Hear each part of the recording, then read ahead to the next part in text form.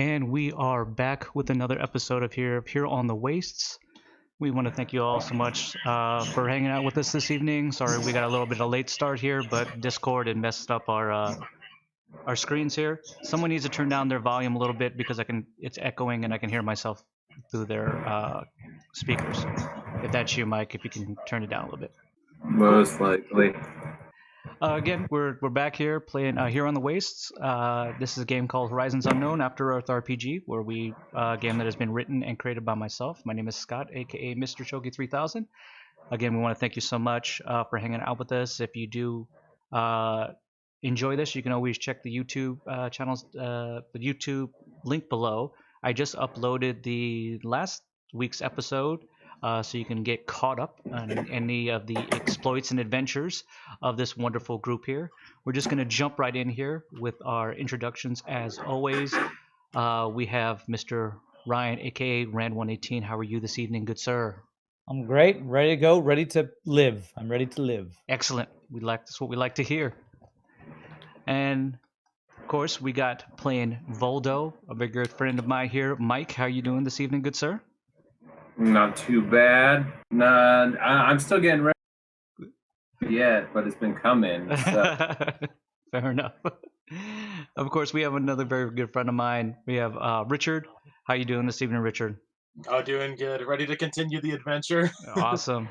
Richard, if you could you turn your camera down just a little bit? You're like at the bottom half of the screen here. You actually look like a hobbit right now.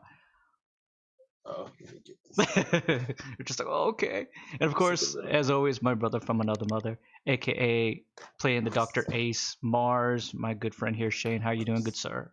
Doing well. How's it going, guys?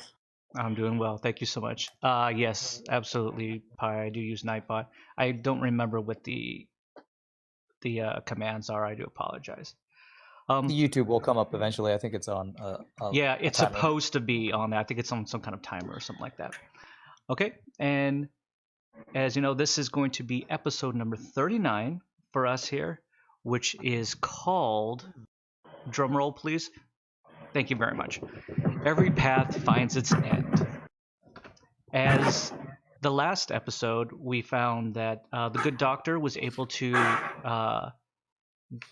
gain command of the Shuttermoth by doing just some repairs to the circuitry, which allowed him to command the Shuttermoth in a way that it was not just like recklessly just speeding down the rails themselves.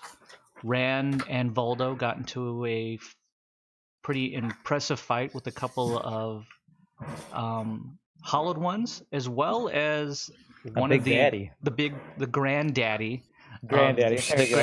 of the hollow ones as well, with the help of Voldo, who pulled out his new weapon, the Blade of Endless Night, which is now officially corrupting him as we speak.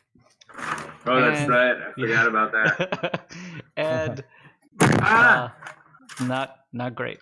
Sorry. And we have Sinjin and the Sarge that was in the back fighting off as many of the stragglers of the Hollow Ones that had gotten on board. Unfortunately, Sinjin did get the last kill because the Sarge was incapable of fighting a guy that was right in front of his face and continued to keep missing, but we won't hold that against you, Sarge. Sinjin saved your butt from certain death, I'm to assume. But because Voldo has been wielding the blade for over a round, he is now falling into the corruptive powers of the blade. Now, I went out and I checked some of the old information to find out exactly what this blade does, because it seems that Mike wasn't exactly sure of what it was doing. While you hold the blade, you are considered bloodthirsty. The sword hungers for power. If you carried the words steeled or intellect, you lose those keywords for the duration of time that you are holding the blade. That's what that means. Okay. As Rev is staring at Voldo, you start to notice that, especially around his hands, that wisps of shadow are starting to form, and they're almost wrapping themselves around like a snake would around his arms, curling up towards him. You start to notice that his normal breathing is now starting to be a bit more distressed.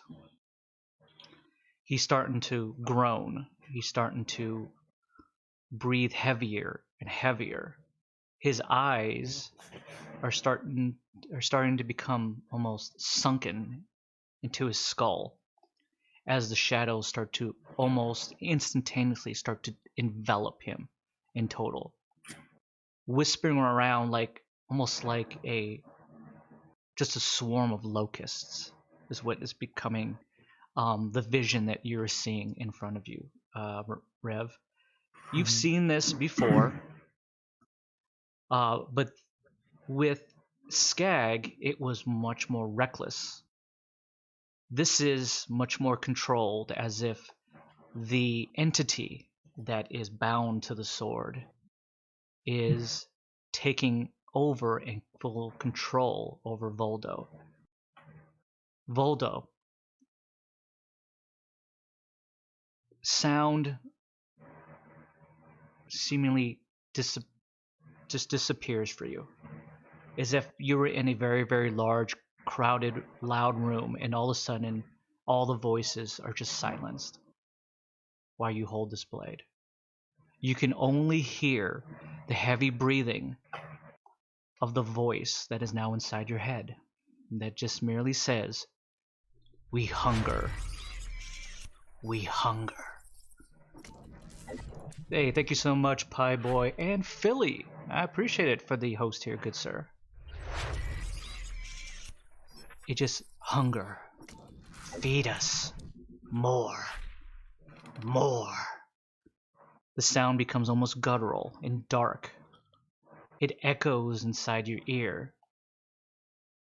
But there's a part of you that does not feel compelled to fight it. You don't know what it is. It's as if your will has been stolen from you. It's as if someone has just invaded your mind and your body and merely pushed you aside without a fight. You don't want to fight it because you don't know how to fight it. You feel like you're part of it.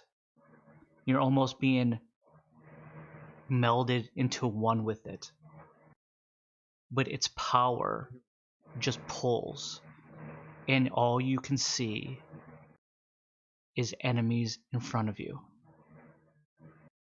All you can smell is the dank, musty smell of the environment around you, and all you want is more blood.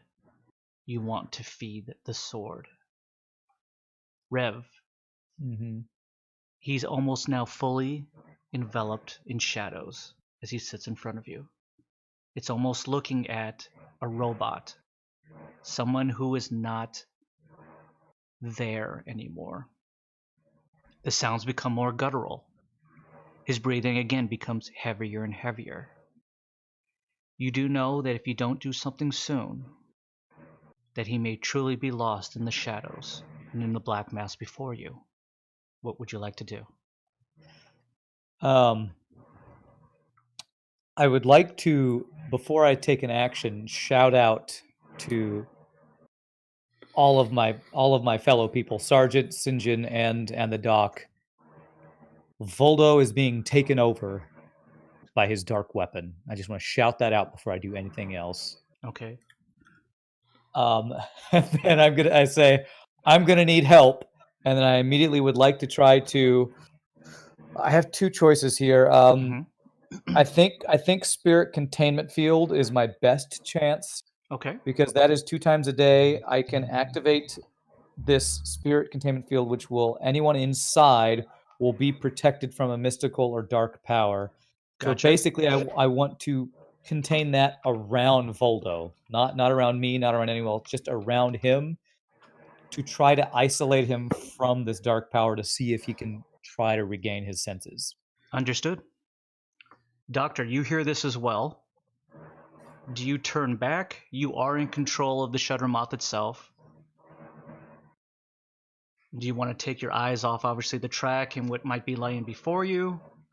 Do you want to slow it down a little bit so you can kind of get bearings on what exactly is happening behind you? I want to kind of shout back. Is there any way we could take it from him?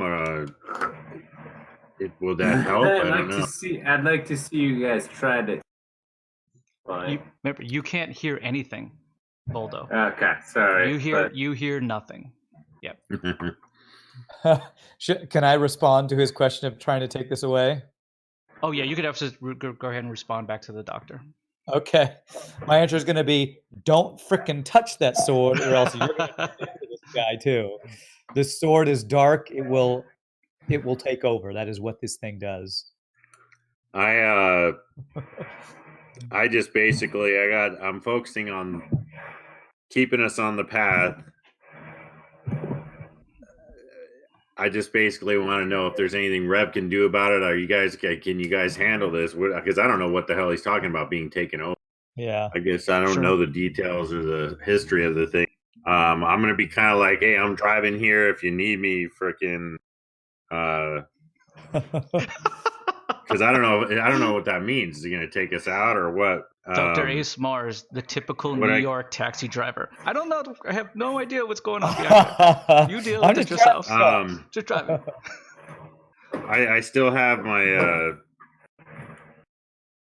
I think I still have my drone Ion Guardian dispatched or whatever. Yeah, it has not gone anywhere. It's merely just sitting there. I'm gonna tell Rab. I go, hey, you know, if you need me to use if you need me to fight this guy, I don't know what. Point it at Voldo, and be prepared to try to stun him because he's okay. I'm gonna zero it in on. At any time. I'm gonna zero it in on him, and I will also. I'm gonna toss one of my crap. Hold on. You gonna toss crap? He's gonna toss crap. No, I can't remember if roll a D6 to see if you can toss crap.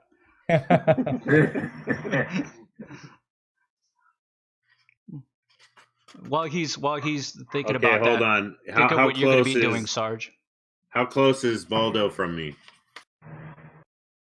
I'd say no more than 5-6 feet. Okay, then I'm gonna hook the one of my dynamo discs at him, and I'm going to try and put a cowering effect on him. Okay, is that just at a single target, or is there a radius? Can you please tell me what that is?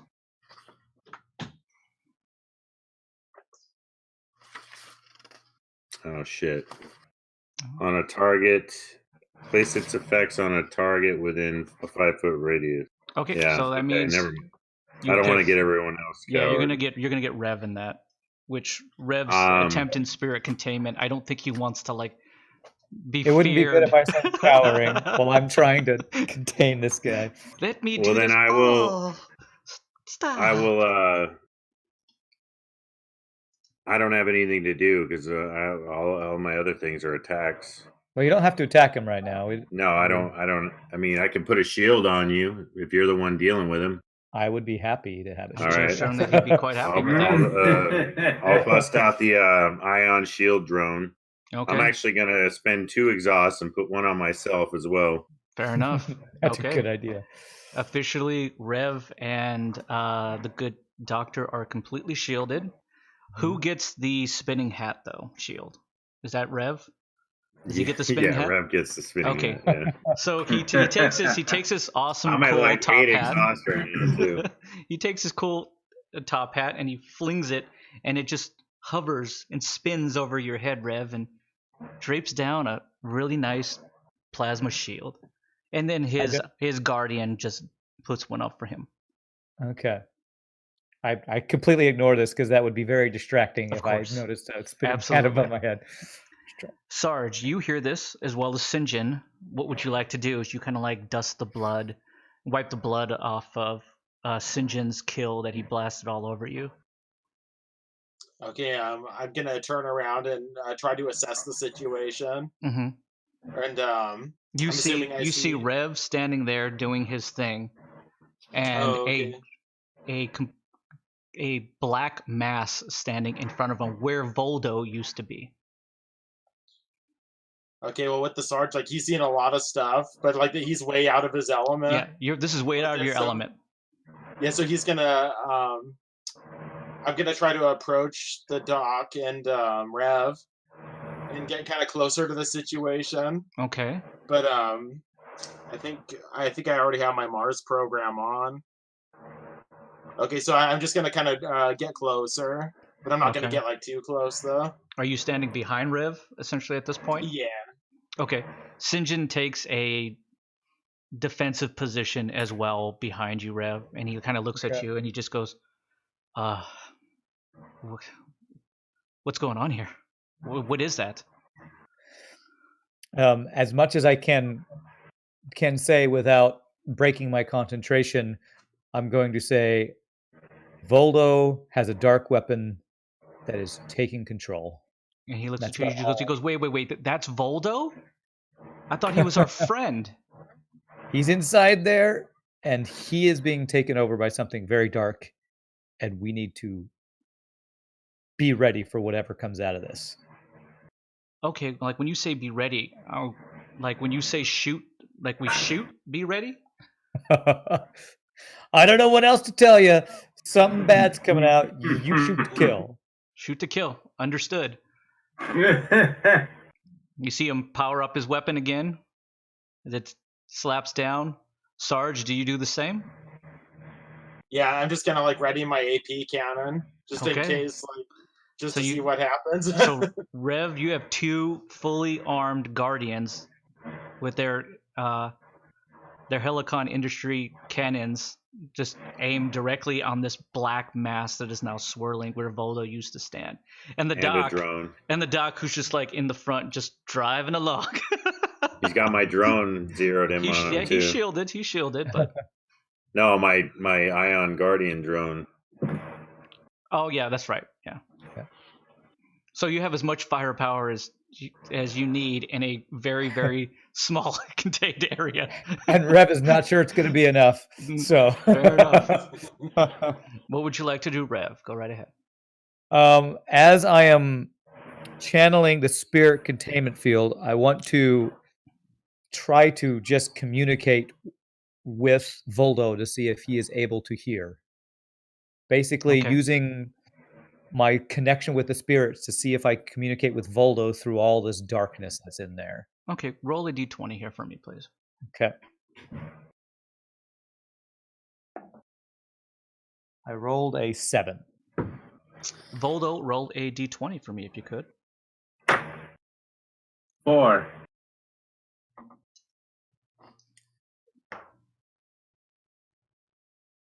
You struggle to make contact, Rev. Mm-hmm. The power is growing stronger and stronger. And now the mass starts to turn to that opening that is in the side of the shuttle moth. Mm-hmm. And you figure that it's going to leap off the train here soon.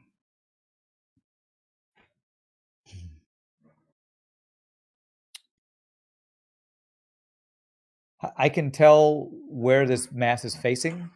Yes. Okay. Whew. There's still like a barely visible silhouette of Voldo that is at its core. Okay. Whew.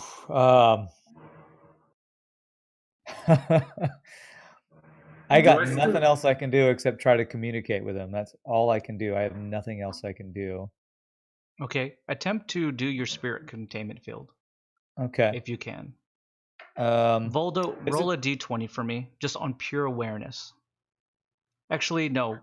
Well-being. 20. Okay, I'll give it to you.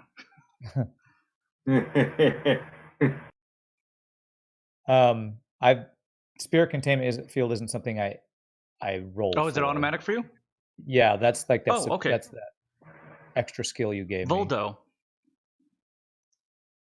through the sounds of the hunger, you hear the voice of Rev ever so gently, like a voice on the breeze that you're attempting to chase after and hoping that it's just not some kind of figment of your imagination. Rev, what exactly are you trying to communicate to Voldo? Rev says, "Fight it, Voldo. This is not you. It's going to take over. You must fight it." You hear this, Voldo. Something coming. But I will say that having some kind of connection to the mortal world is definitely helping me keep my bearings straight. So keep doing your thing. Get out of this. Roll a d20, Voldo, at favorable, because you hear Rev's words. At favorable. Fight it. Fight it. That one is that's a 6. 6 plus 3, so 9? Oh. Yeah. Okay. I know to get out of this is You're cutting out, so I can't hear what you're saying. Sorry. It says to get out of this, I must stop this bloodlust thing. So when do I do? Would that be like on my turn type of thing? Or on... You're trying at this point, because it's the first time you've ever wielded the weapon. You did not understand how the power itself affects you.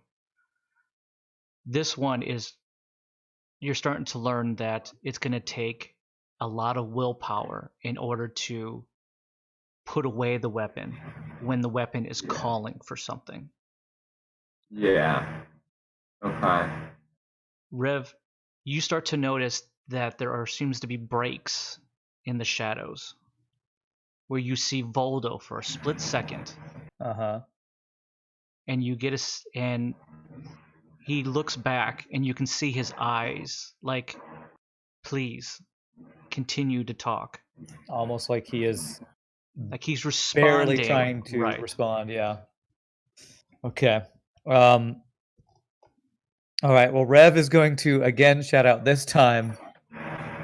Well, not shout so much as I don't feel like I'm shouting to him physically. It's almost like I'm reaching through the spiritual connection. Mm-hmm. And I want to tell him, Voldo, you have friends here.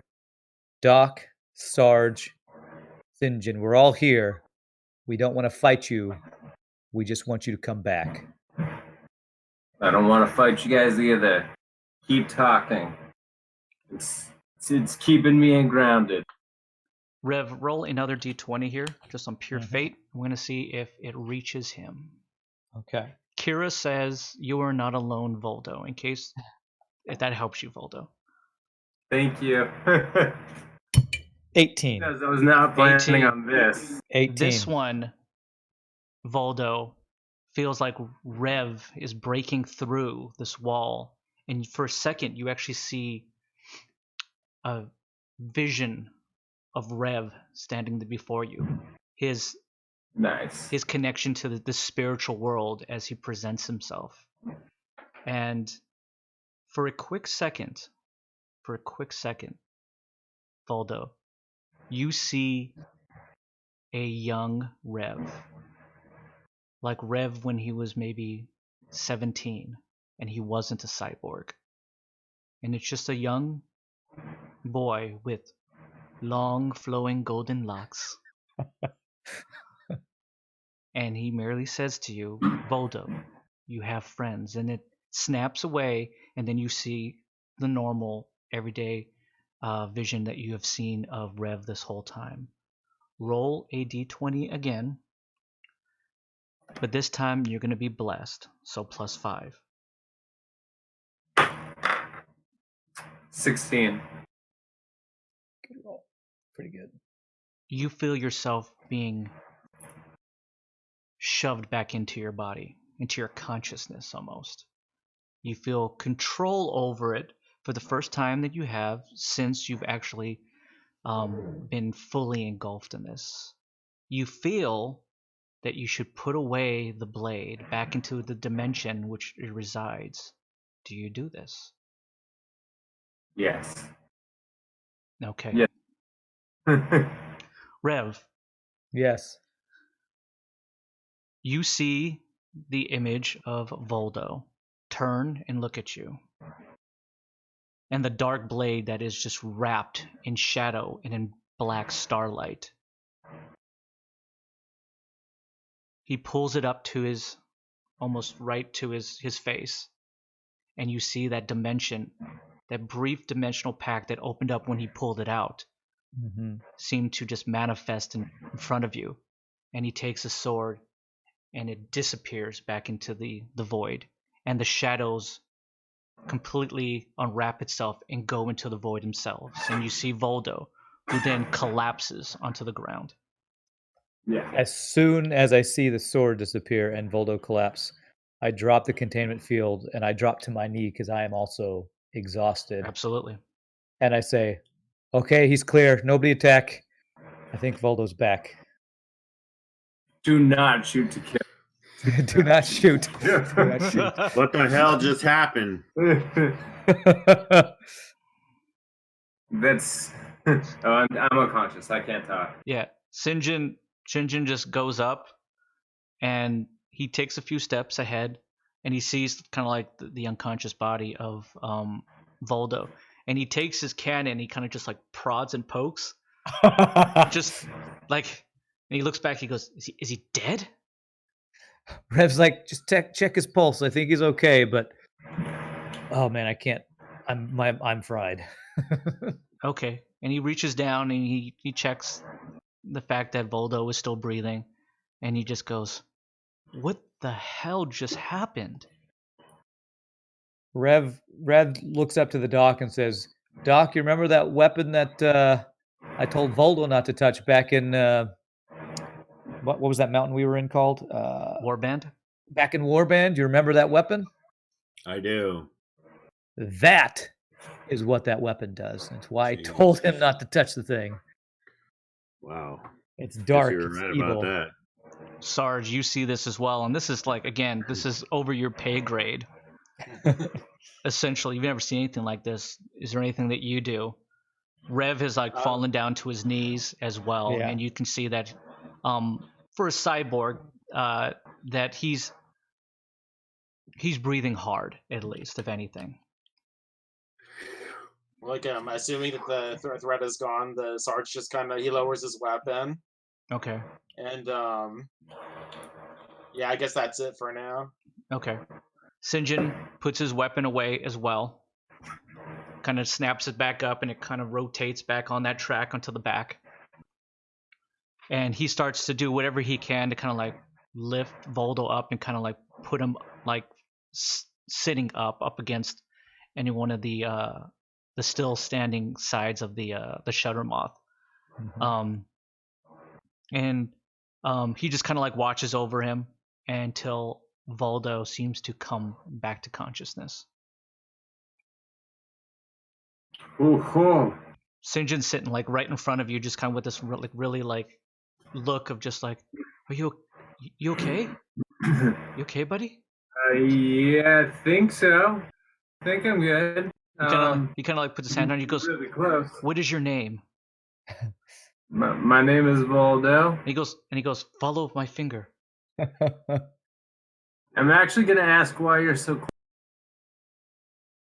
You're gonna ask, what was that? You cut out again. Why you're so close to my face. Oh, he just goes, looks at you, and he just goes, well, you passed out, buddy, and I just want to make sure you're okay. Like, are you concussed? Okay. Any concussion? You know. We'll find out, I guess. Okay. Rev calls from the other side of the train. He goes, Voldo, you remember what happened 5 minutes ago? I'm pretty sure you know more. But thank you for the help. But I think we can obviously agree he's got a little bit of a curse. You say he has a little bit of a curse? A little curse. Rev just like, I told you not to touch that dark weapon. Damn I it. know, but I mean, the damage output. The damage output. That's like my last resort weapon. Rev's like, you need to train or prepare something before you pull that out Yeah. again. Because if you lose control, there's no telling what's gonna happen. Yeah. No. Yeah. And that's definitely one of those things. I got to either figure out a way to purify this or just train my soul to be able to withstand it. Right. You know, so yeah, I got to do some of that. Rev's just glad that I'm doing Voldo with is that necklace I acknowledging. have already. Right. That he's like he's acknowledging the situation. Absolutely. Yeah, because Rev remembers Yeah. Skag like not caring that he went crazy. Fair enough. So at least Voldo is going, okay, maybe I shouldn't just kill all of the people I know all the time. That's good. Well, I mean, You just cut out all the time, Mike, so I can't Yeah, hear anything you you're need saying. your mic to be closer to your face, man. all right, let me try that. Okay. I heard shoot to kill. You didn't hear anything. No, you didn't hear that. You heard nothing. That's must have been in my mind. He was lip reading right there. Doug, you kind of look back and you get a sense that whatever was happening back there, it seems to be under control. You look down at the monitor and you notice that you got some kind of straight shot here that's continuing on, and you don't see any necessary reason to have to like prepare for any kind of track switch that you can kind of see. If you wanted to, you can definitely try to attempt to fix the shorting out screen while you have a little bit of time, or you can continue to try to navigate by the force or whatever you're using at this point. No, I definitely want to mess around with it, and then see if there's any type of autopilot type feature or anything like that I might be able to engage once I do fix the screen. Rev If would I like fix to the ask screen. if he knows if there's a way to figure out where the hell we're going, since we don't really know where this thing is headed, right?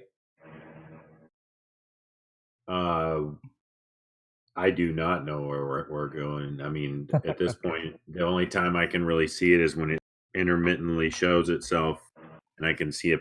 I can see that we're going relatively straight. I would imagine that. Well, I don't know how many paths there are to where we're trying to go. I mean, I forget. We went left last time. No, you went right.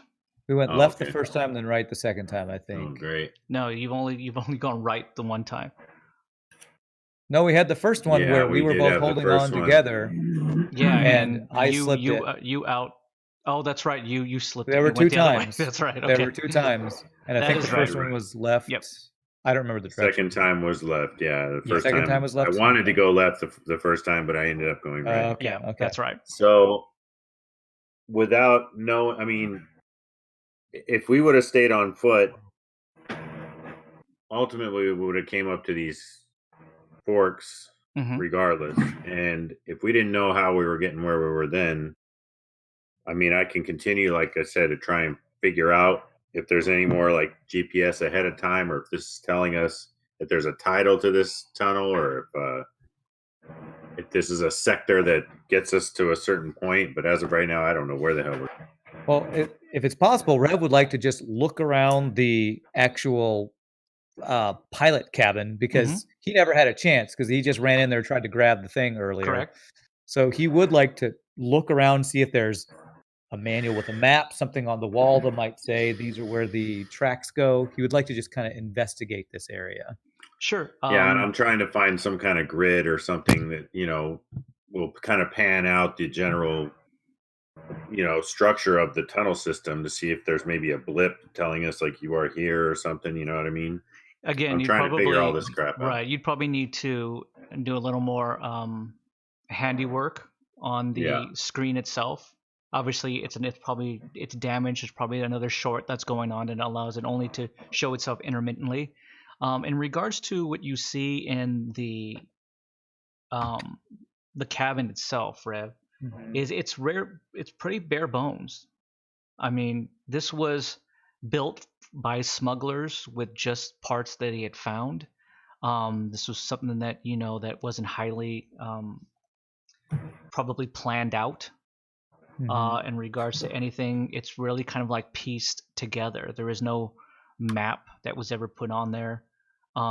You guess, if anything, that if it was used by smugglers, just offhanded and stuff like that, is that they probably knew the system and probably even built the system already, the tunnel system. So they knew exactly where to go without having to have any kind of map, other than the screen, the LED screen that is sitting in the middle of the main control panel, that allows him to see what upcoming track changes there might be. All right. Well, then Rev wants to help Doc fix the screen. He wants to Okay, help you guys him want to attempt to fix try to that fix short. it? Yeah. Yeah. Okay, who's actually going to be doing the engineering? Is it going to be Rev, because Doc's steering? I have engineering, so I I could. do too. Okay, Okay, so so go you ahead have- and roll engineering blessed. Okay. Nice. So roll it. Both of us? Or? Yeah, if you want to. I've got engineering With as well. with blessed, I got a 23. Well, he's got 23. Never mind. Blessed Don't is need it. +5? Plus 5. Or oh, then I got a 9. Ooh, so immediately you go to do it, and then you think to yourself, nah, I'll let Rev do it. I'll let Yeah, Rev do yeah, it. yeah. I did the other work, Rev's like, get out of here. You've broken up in here. I found the knife of endless skies. So. That's right, you did. So Rev, you go, you do a little hot wiring, and you kind of see that there's some other shorts that seem to be much more deeper in, and you can kind of see the little bit of handiwork that the doc did, probably in a pinch, in order to obviously get the shutter moth in control. Doc, you're kind of like watching that screen, and you see it flickers and flashes, and all of a sudden the screen goes black while Rev's underneath there. I go, fixed it. Hey, Rev, I can't see anything now. It's completely black. And then you hear That's Rev right. just I'm go, doing a reboot. oh, he Reboot the system. reboots, and all of a sudden the image pops back on completely clear, other than the large crack that is still in the middle of the glass of the LED screen. But it is no longer shorting out, and you see the track system. Rev says, "How about now? Is it working? What do you got?" Yeah, I see it. It's good. Let's figure this out. Okay. Rev's like, whew, glad that worked.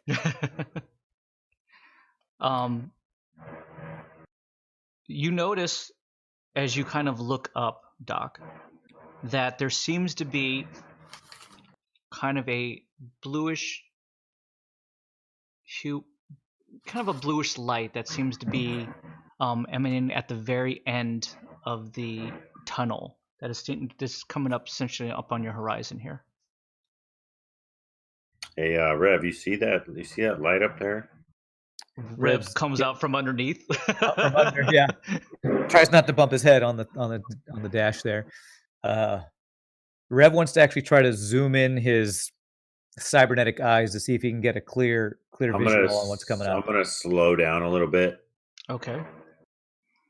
Voldo, you're back onto your feet, and you're kind of like standing in the doorway now. You can kind of see that there seems to be a little bluish light that seems to be now just kind of protruding from this very dimly lit tunnel that is out in front of you. That seems to be growing and growing as you get closer and closer. Let's say you toss that knife out the window, huh? Or that sword out the window. Oh no chance in hell. No. It's your precious. Oh yeah, no, that's what precious. I'm gonna get that thing. And he's gone. Okay. Sarge, you start to feel, as well as St. John, that the dock is kind of like slowing down the shutter moth again. Rev, you see out into the distance that the light seems to be growing brighter and brighter. It's kind of hard to get an exact read of exactly what it is that you're seeing. But you do see that, if anything, that a ton of event, I think that you would probably consider natural light seems to be coming. All right.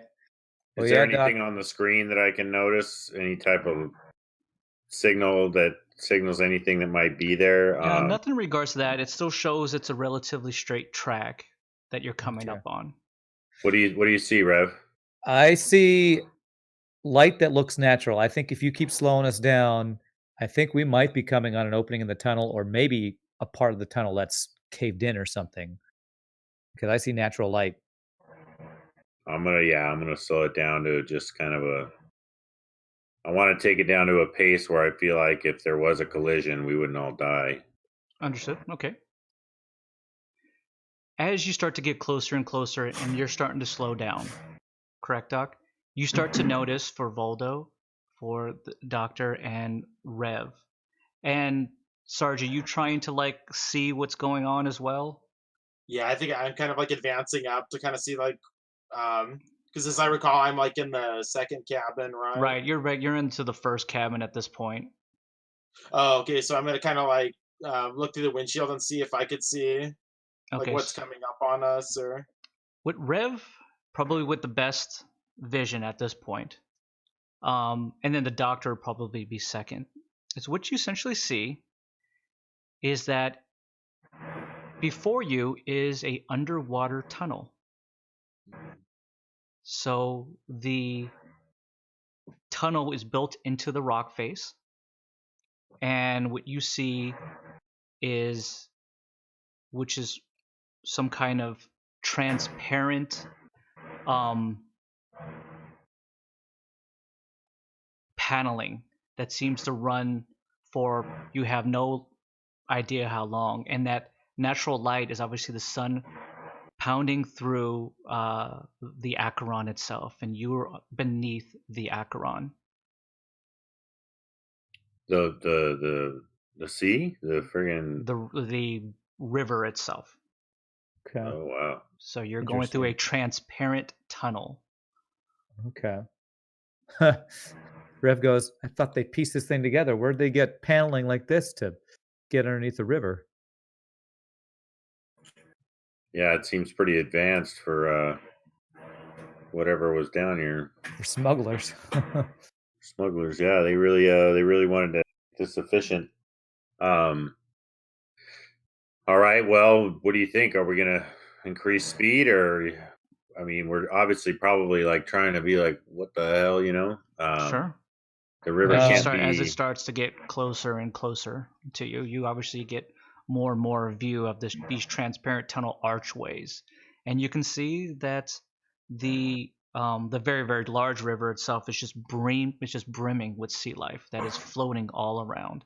As you're kind of like at the very edge of the tunnel going into the transparent archway itself. I don't know, Doc. What do you think? Do any of us have enough knowledge of the geography to realize kind of where we are in regard to where we're heading as far as crossing? I mean, you know, if we know this river exists and we know we're crossing it at some point, we can at least get an idea of kind of the direction. Unless that's the screen tells us that, I don't know. But I can't remember if any of us have a real knowledge of, because I'm imagining we've traveled a couple, several miles by now. So does anybody know where we might be? Rev actually feels like he thought they would have hit the river sooner if they were going to go under it. So, like, judging by the map of just general this area, it seems like they should have hit the river a long time ago. So it's almost like Rev's wondering if maybe we're going at an angle or something rather than going directly west, which would have taken us directly under the river. Well, we did take a couple of turns. It's true. I feel like crap, but I don't remember where the hell we're heading. Where are we heading again? Back to Los Rivos? Well, I think we decided where we wanted to go was San Dormo. San Dormo, I mean, yeah. I think. But if we made turns that we didn't have any control over, I don't actually have any idea where the tracks are taking us. Yeah, at this point, we're just kind of got this. Is this a touchscreen display that I'm dealing with, Scott? Or You is can there absolutely go ahead and try to touch it.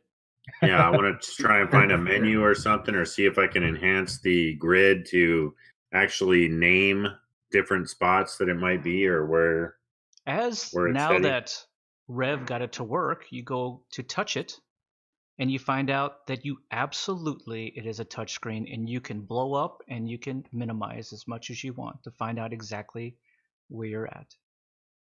Nice, Duck. All right. That's what I'm going to do. And kind of see if I could scroll kind of like a GPS map and see what, I want to mess with any features I can to get it to actually tell me, instead of show me the grid, like where we are, what we're approaching, what might be this way or that way. What you kind of get is this is a 24/22 version of Google Maps. And what you get the sense is, and when you kind of take a look at it, and it shows a little ping of what you're currently at, compliments of Rev, who activated the GPS as well, that you see that you're going north and you're crossing what would be the Acheron, coming north instead of you going straight west as you were attempting to do. You took a hard north and you made another turn, and you're kind of crossing into the northern part of that Acheron itself. So you're getting the northeast part above Fenrin's Hold. Yeah, I was about to ask if Fenrin's Hold was nearby. Okay. Yes, you're much northern part from Fenrin's Hold, but if that gives you any kind of indication where you're at. So if we want to head to San Dormo, we need to find a junction that takes us straight west. If that's our goal. Is there any way on that map to see if the tracks head that way anywhere? I asked Doc as he's checking the GPS. Can he see if there's a track that leads that direction? What you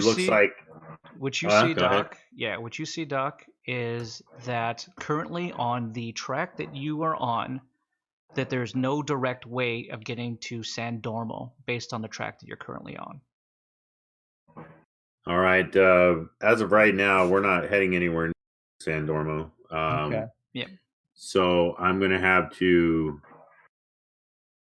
try and scroll or see how far ahead I can go, keeping my eyes on the current track to see if there's anything that kind of breaks off in the direction we need to go. Well, Rev wants to ask, can you see where this dead ends? Where does this track end? Can you see? Is it a city? Is it in the middle of a forest? Can you tell where it dead ends?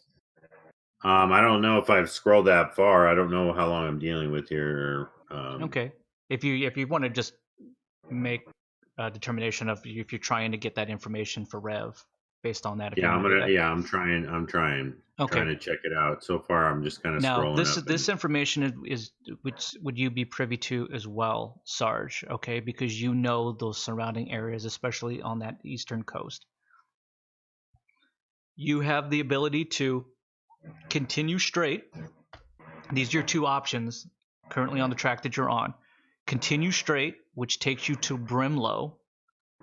Okay. Sarge, you know exactly where that's at, and you know that it is a small fishing village that is up to the northeast that is currently, as far as you knew, was currently under the protection of Fenrin's Hold.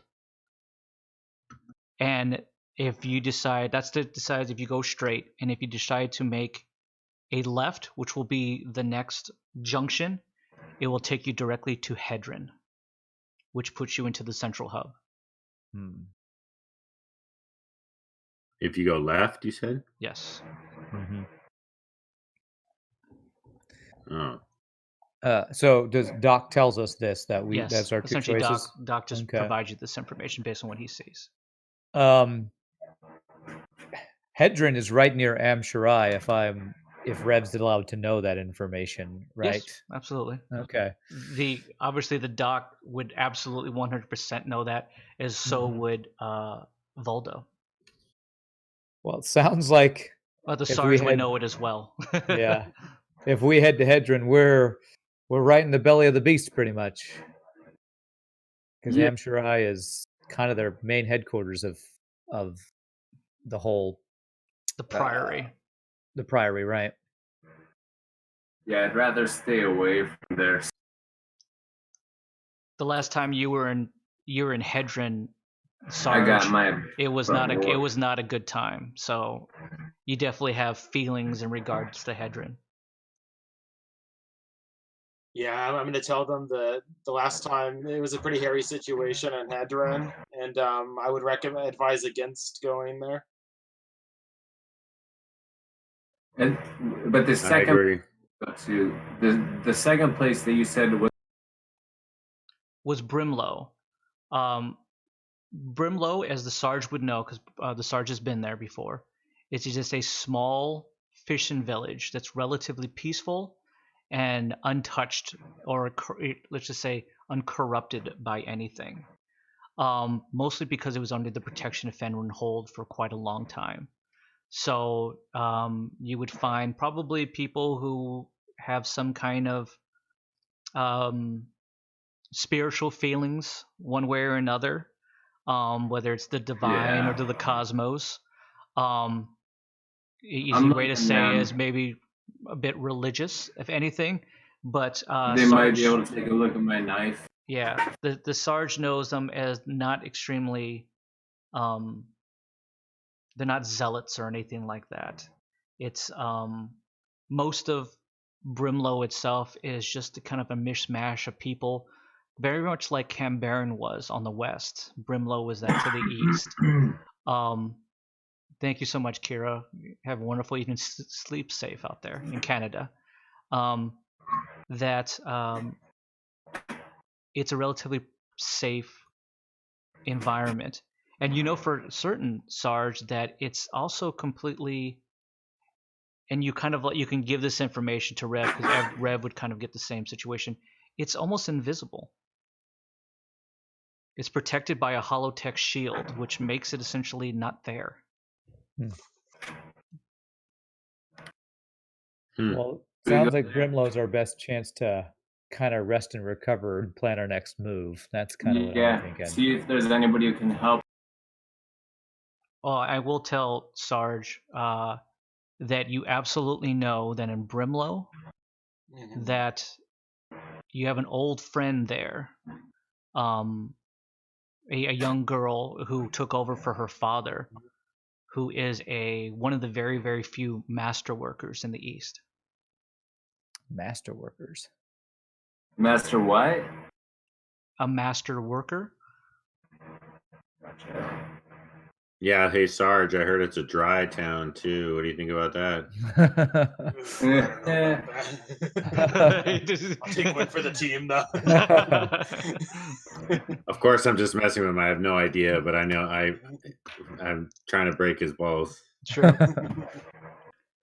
Yeah, I mean, you haven't been there in quite some time, Sarge.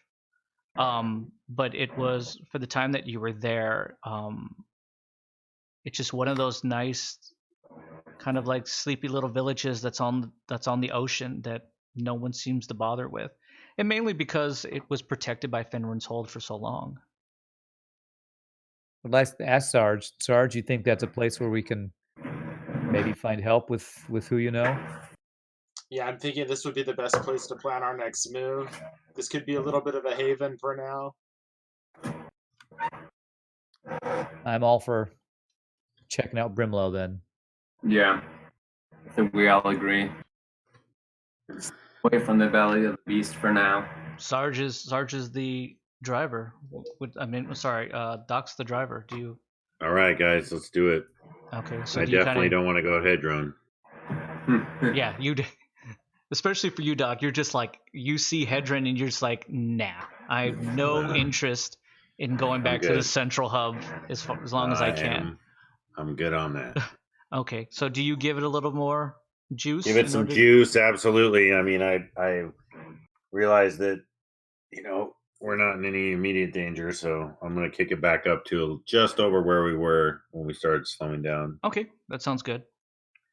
And I'm going to see. I'm still messing with this thing, so it's kind of like when you get a new phone and you're trying to check all Sure. the features. Of course. I'm going to try and see if I can maybe just program it to make that turn, regardless of Oh, what's happening. he I wants want to to try see to. if He it. wants to Yeah, write his own. He wants to script this. All right. We're going down that yeah. I road. want to see if there's any type of autopilot that can kick in. All right.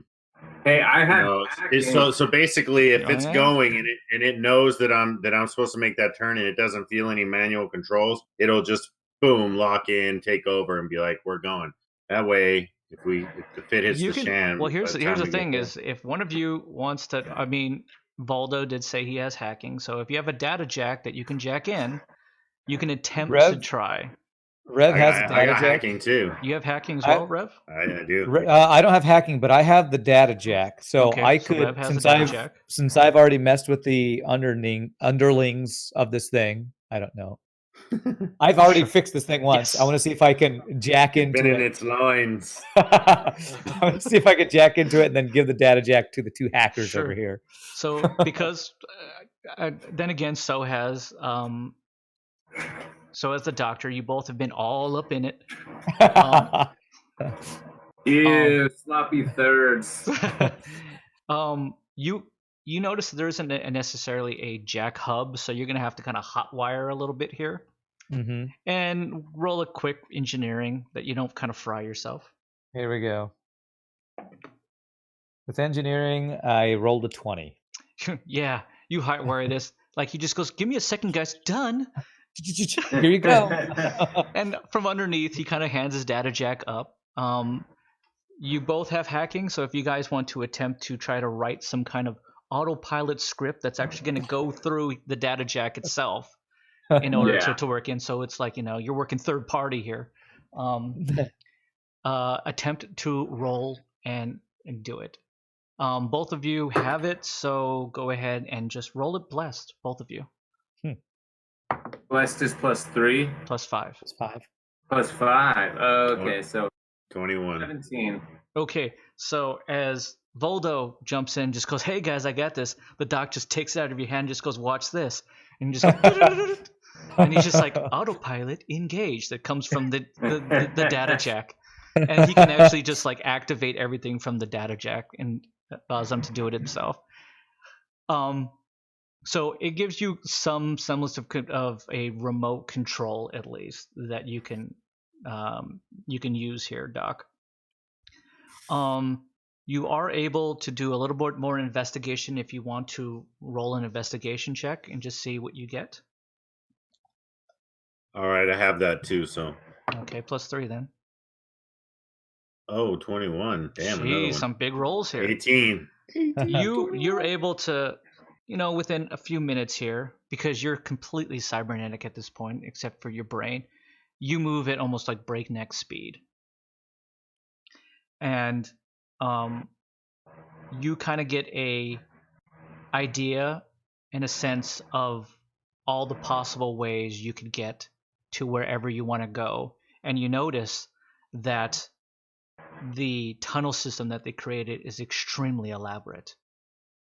And if you had more control over it initially in the beginning, you could have gotten to where you wanted to go. And you actually get a idea of the path that could be used in order to get to where you need to go. You do notice, though, that as of right now, if there was a reverse to this, you haven't been able to figure out what's going on with that at all.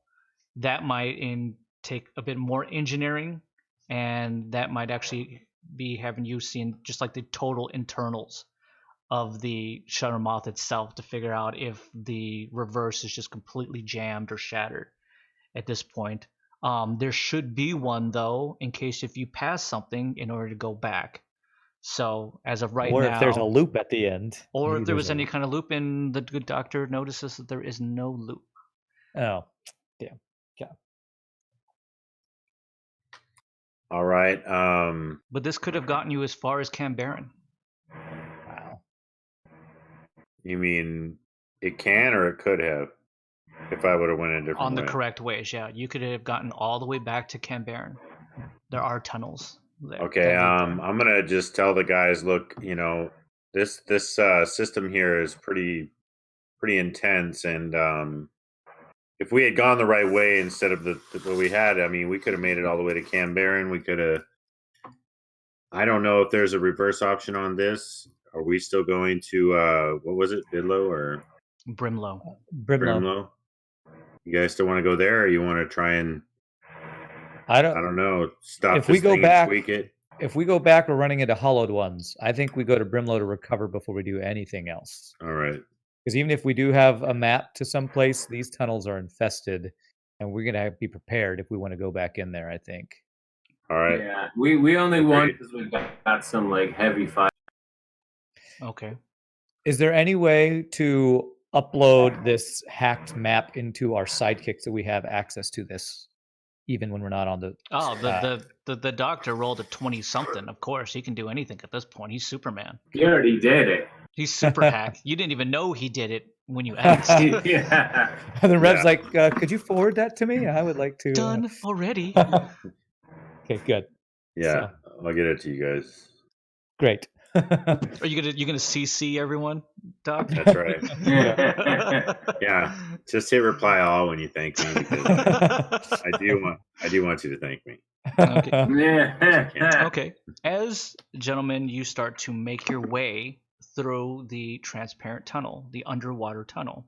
hmm What you see is just bright blue, and you can see the sun, and you can see that light kind of like just glistening through the water around you, and you see that it is just teeming with sea life.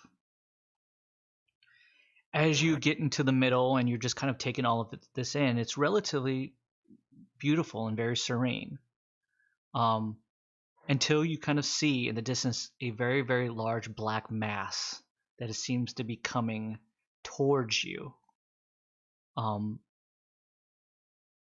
As it starts to get closer and closer, I need everyone to roll intellect or survival tactics if you have it.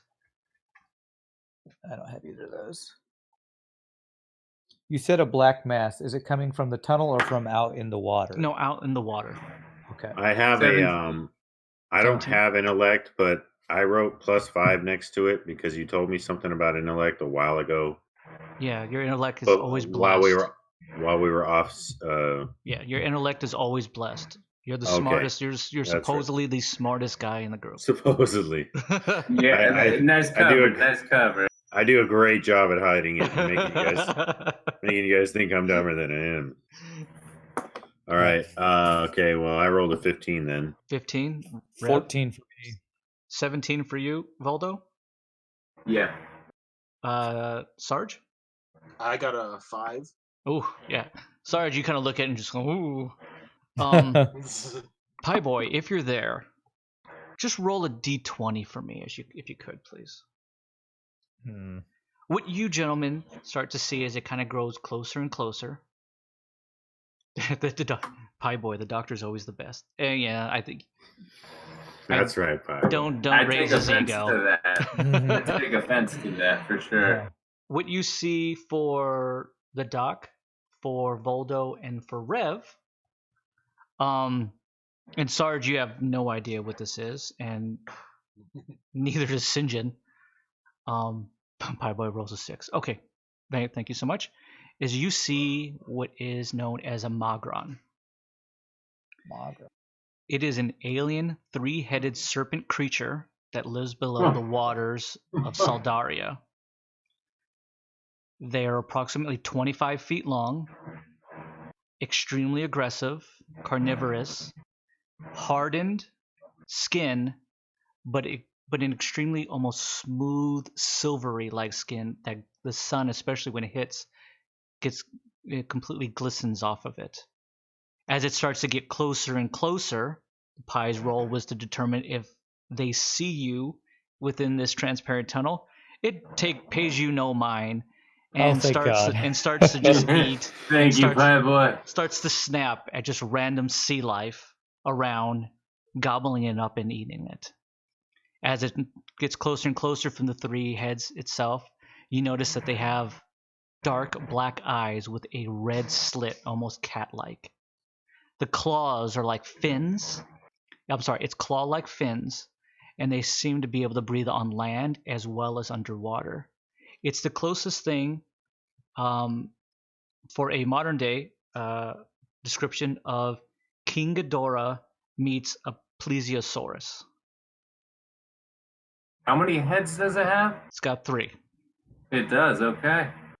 And it is 25 feet long. And this black mass just overshadows the whole tunnel, almost blacking out all that light that had been coming in as it just swims over the top and beyond. All of our buttholes clenched together. And Rev was holding his breath the entire time he saw that. Yeah. Immediately, you're just like, this thing is humongous.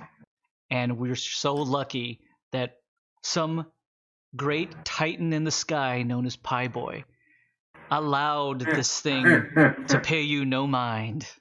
And just I have 2 float on exhausts by. right now, by the way. So Thank you, Pie Boy. I know I'm down to 8.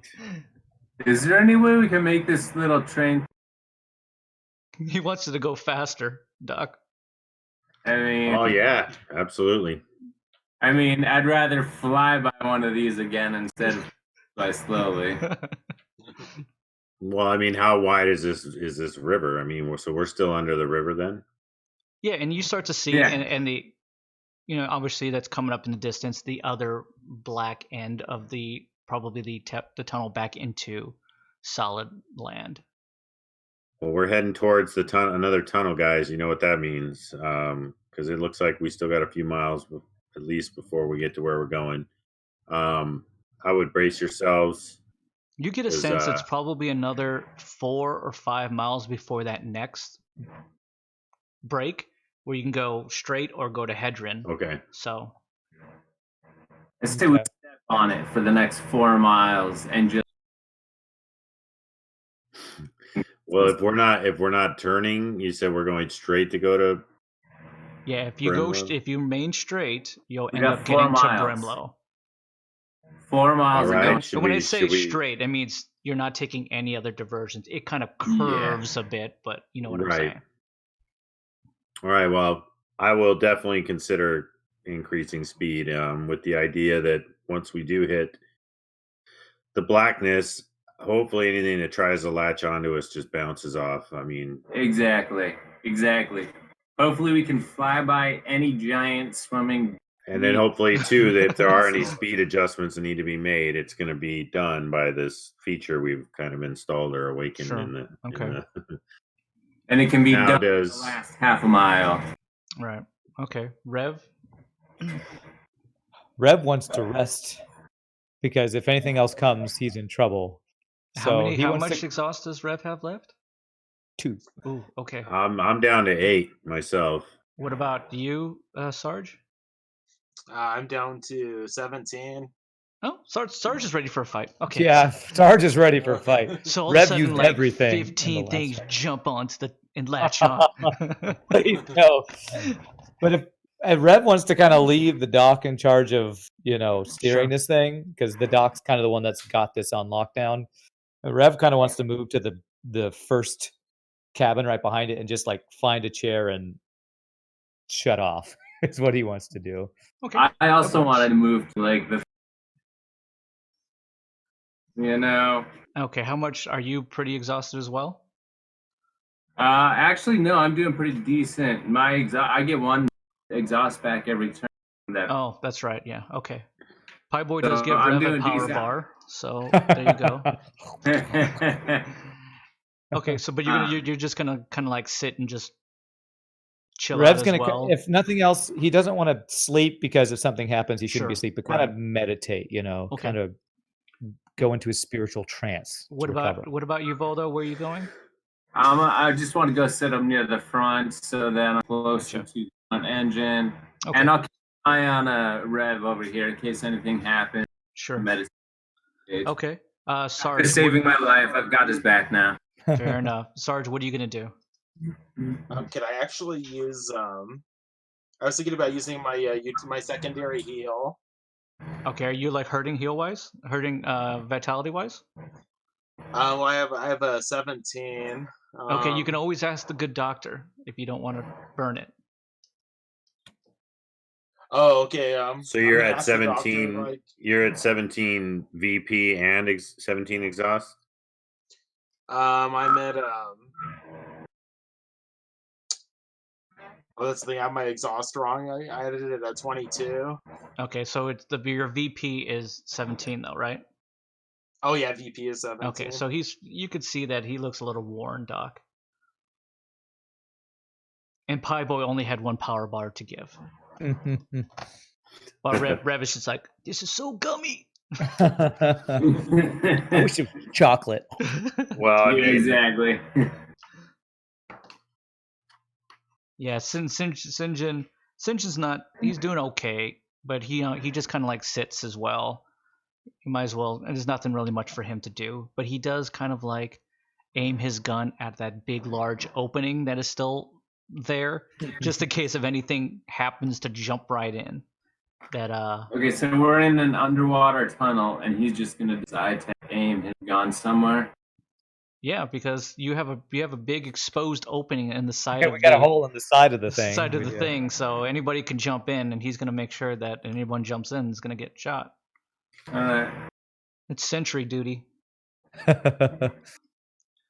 Okay, so you can go ahead and just use your secondary heal, Sarge, if you want to go ahead and do Oh, okay. yeah, I'm gonna tell him, man. I'm sorry. that. Oh, that's right. He only has 8. He doesn't. I got it. I got 8, and most of the reasons because of patching up's past. Not Okay, most of it, but a so lot go of ahead it. and just roll your for whatever it is. The As 40s. you enter into the other side of the underwater tunnel back into the earth side, you notice as you're kind of going down that all the lights here are completely out. So it's even darker in these this side of the tunnel than it was on the other side, where you had some kind of intermittent kind of like undulating lights that were there. Great. This one's much darker. You figured that there was probably some kind of lights on this train, but they've probably been damaged as well, since nothing seems to come on. Rev, as you're kind of like just sitting there and Meditating. you hear, "Where are we going?"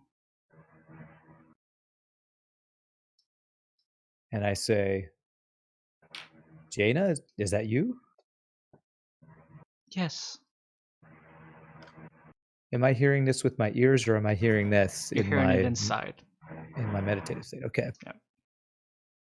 We are headed to someplace safe to prepare for our next step.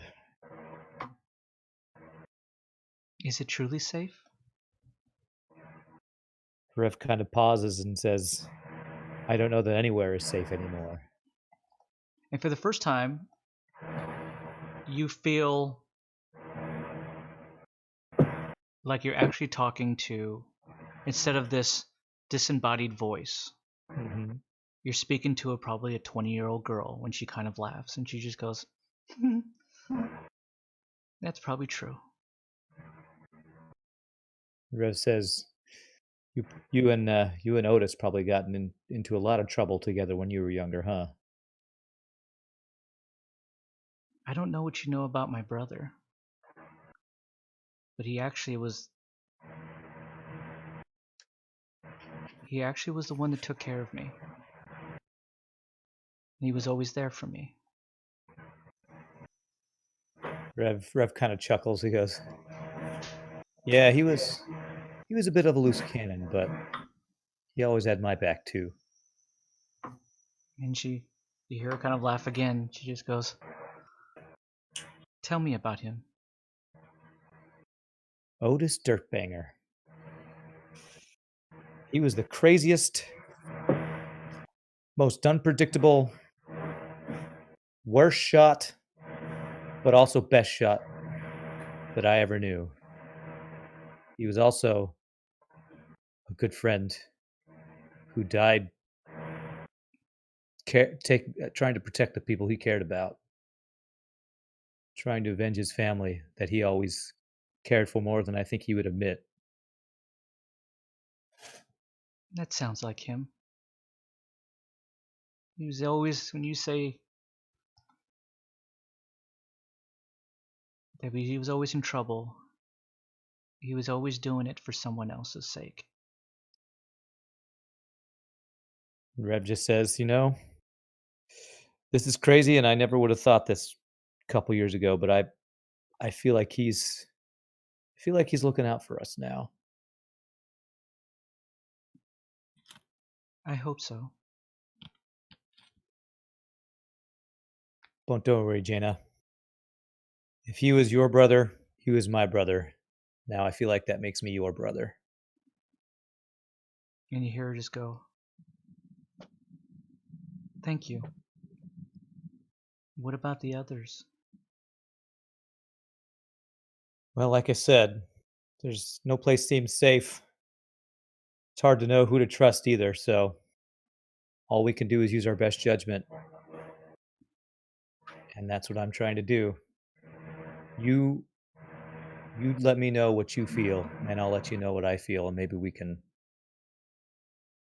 navigate our way through this crazy world. Your friend is dealing with some dark things, isn't he? Voldo has a weapon that he should not have touched. Otis and She I goes, traveled with another man. That's who not had what to- I'm talking about. You're not talking about the weapon? No. He has some dark things that are inside him that he's been fighting for a very long time. That's his weapon. Do you think we can trust him? If he hasn't failed you to this point, I don't think he will. Well, then I guess we just have to try to fight through his darkness too. I can sense his power is very much like someone that I've met before, and it scares me though. I don't know Do if you you mean- know. His background is a red crow, do you mean? Do you know someone named Maka? I don't think I know that name. Maybe that was her name. I don't know. She was there sometimes during when they were doing experiments on me. Whisper. I can sense something from her that I can sense in him. Is this something that I should ask Voldo about? I don't think he knows. What about as we move towards Sandormo? Is this something that's going to rear its head as we get closer? I don't know how I know, but I can sense something in each of your friends. The doc, Is it the one that you call the doctor, he seems like a kind man and a good doctor, but he has lost much. And if pushed too far, I don't know what he can become. Keep him close and to remind him that he's not alone, because he's been I think- alone for a very long time. Jaina, you must have some connection spiritually, because I've always had These are- this. I don't know how. My mother used to say it was a gift. Otis told me I was crazy. By the way, you should watch out for the one you called Sarge. Why? He's a heavy drinker. Rev just laughs because Yeah, Loves that one sauce. that one I've noticed. He seems like a good soul at his deep core. But I've seen people drunk before, and they become loose cannons.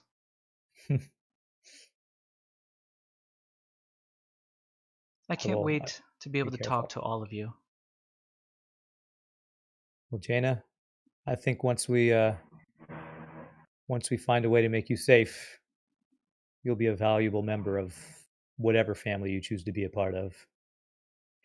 Yeah. But maybe it's more when I find a way to make myself safe. I shouldn't have to rely on anyone. That's what Otis told me. I miss him. Me I wish he too. was here for me. You know, Jaina, whenever you are feeling lonely, I put Otis's dice around your neck. Just hold on to those. Think about, what would Otis do? Thank you.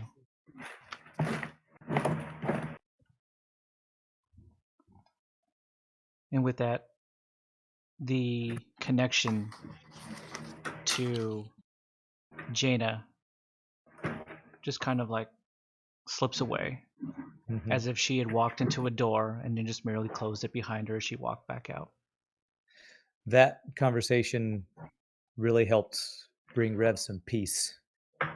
Scott, Okay. off game or whatever. Did you say Mako or Miko? Were you talking about Miko that we? I was trying to insinuate Miko, but I wanted her to say Mako as if she didn't exactly remember who the person was. Okay. Oh, okay. I figured. I kind of figured Yeah. that's what you were doing. That's why she said, she goes, I can't remember exactly what the name. I was trying to butcher the name purposely. It was like I could call her Mago or something else. Yeah, which is she alludes to is the power that Miko has is very much the same power that Voldo has. Okay. Right. So if Voldo's a red crow, then maybe she could similarly have the same kind of power as him, or she's a dark cabalist at least. Would Rev have made that connection or not? Probably not, Okay. because when I said Mako, you didn't even question. No, like, didn't did you explain. mean this? Yeah. Yeah. Didn't. I thought it meant somebody that he Yeah. had never met before. So No. yeah. But Okay. good catch on that, Shane. With that, you start to. It's an easy run until you start to pick up on the next, essentially exchange, the next transition here. You're going to go ahead and just maintain a straight heading, Doc. Yep. You do notice all the guys kind of are like sitting quietly in the back. The second, obviously, the first cabin right behind you. As you kind of look back, and they're all kind of like sitting there. One thing I want to do is I know you said that there weren't any lights, but I really want to try and see if there's any way I can get some freaking lights and get to engage on here. Okay. You I know I attempt to probably try to can't, like do as much as you can inside, but you notice that the only way probably to fix any of them would be actually to go outside, because the lights are probably damaged in some way. You wouldn't have known that, but you try every little possible thing to engage some kind of light source, but there's just nothing. You could ask Sarge, because I'm pretty sure the Sarge had like a shoulder light when we were exploring earlier. St. John and Sarge do have shoulder lights. That is correct. Yeah. That'll project about 3 or 4 feet in front of you. And you'll be like, "Oh, here it comes!" Through the window. Got a It'll be great. stone that glows. Yeah, not that much though. Not to be able to completely fill. You do see that another transition is coming up, Doc. What would you like to do? I'm going to stay the course I originally set. Okay. And head towards to Brimlow? Yep. Okay. In probably how fast are you trying to go at this point? Are you pushing it? You I middle mean, I'm speed? going at decent speed, but I definitely want to make sure I'm doing a safe speed. Absolutely. Okay. Probably within 45 minutes or so, you start to see what looks like to you, especially on the screen itself, the platform that is coming up to Brimlow. And you do notice that the track ends at Brimlow. So maybe Well, I'm slowing down at this point is definitely slowing probably down at this point. We're preparing to stop. Okay. Thankfully, there aren't too many cars, so it's not like it's going to take a couple miles. No, not at all. So you do start to slow down. All of you start to notice as well that you're really kind of starting to slow down.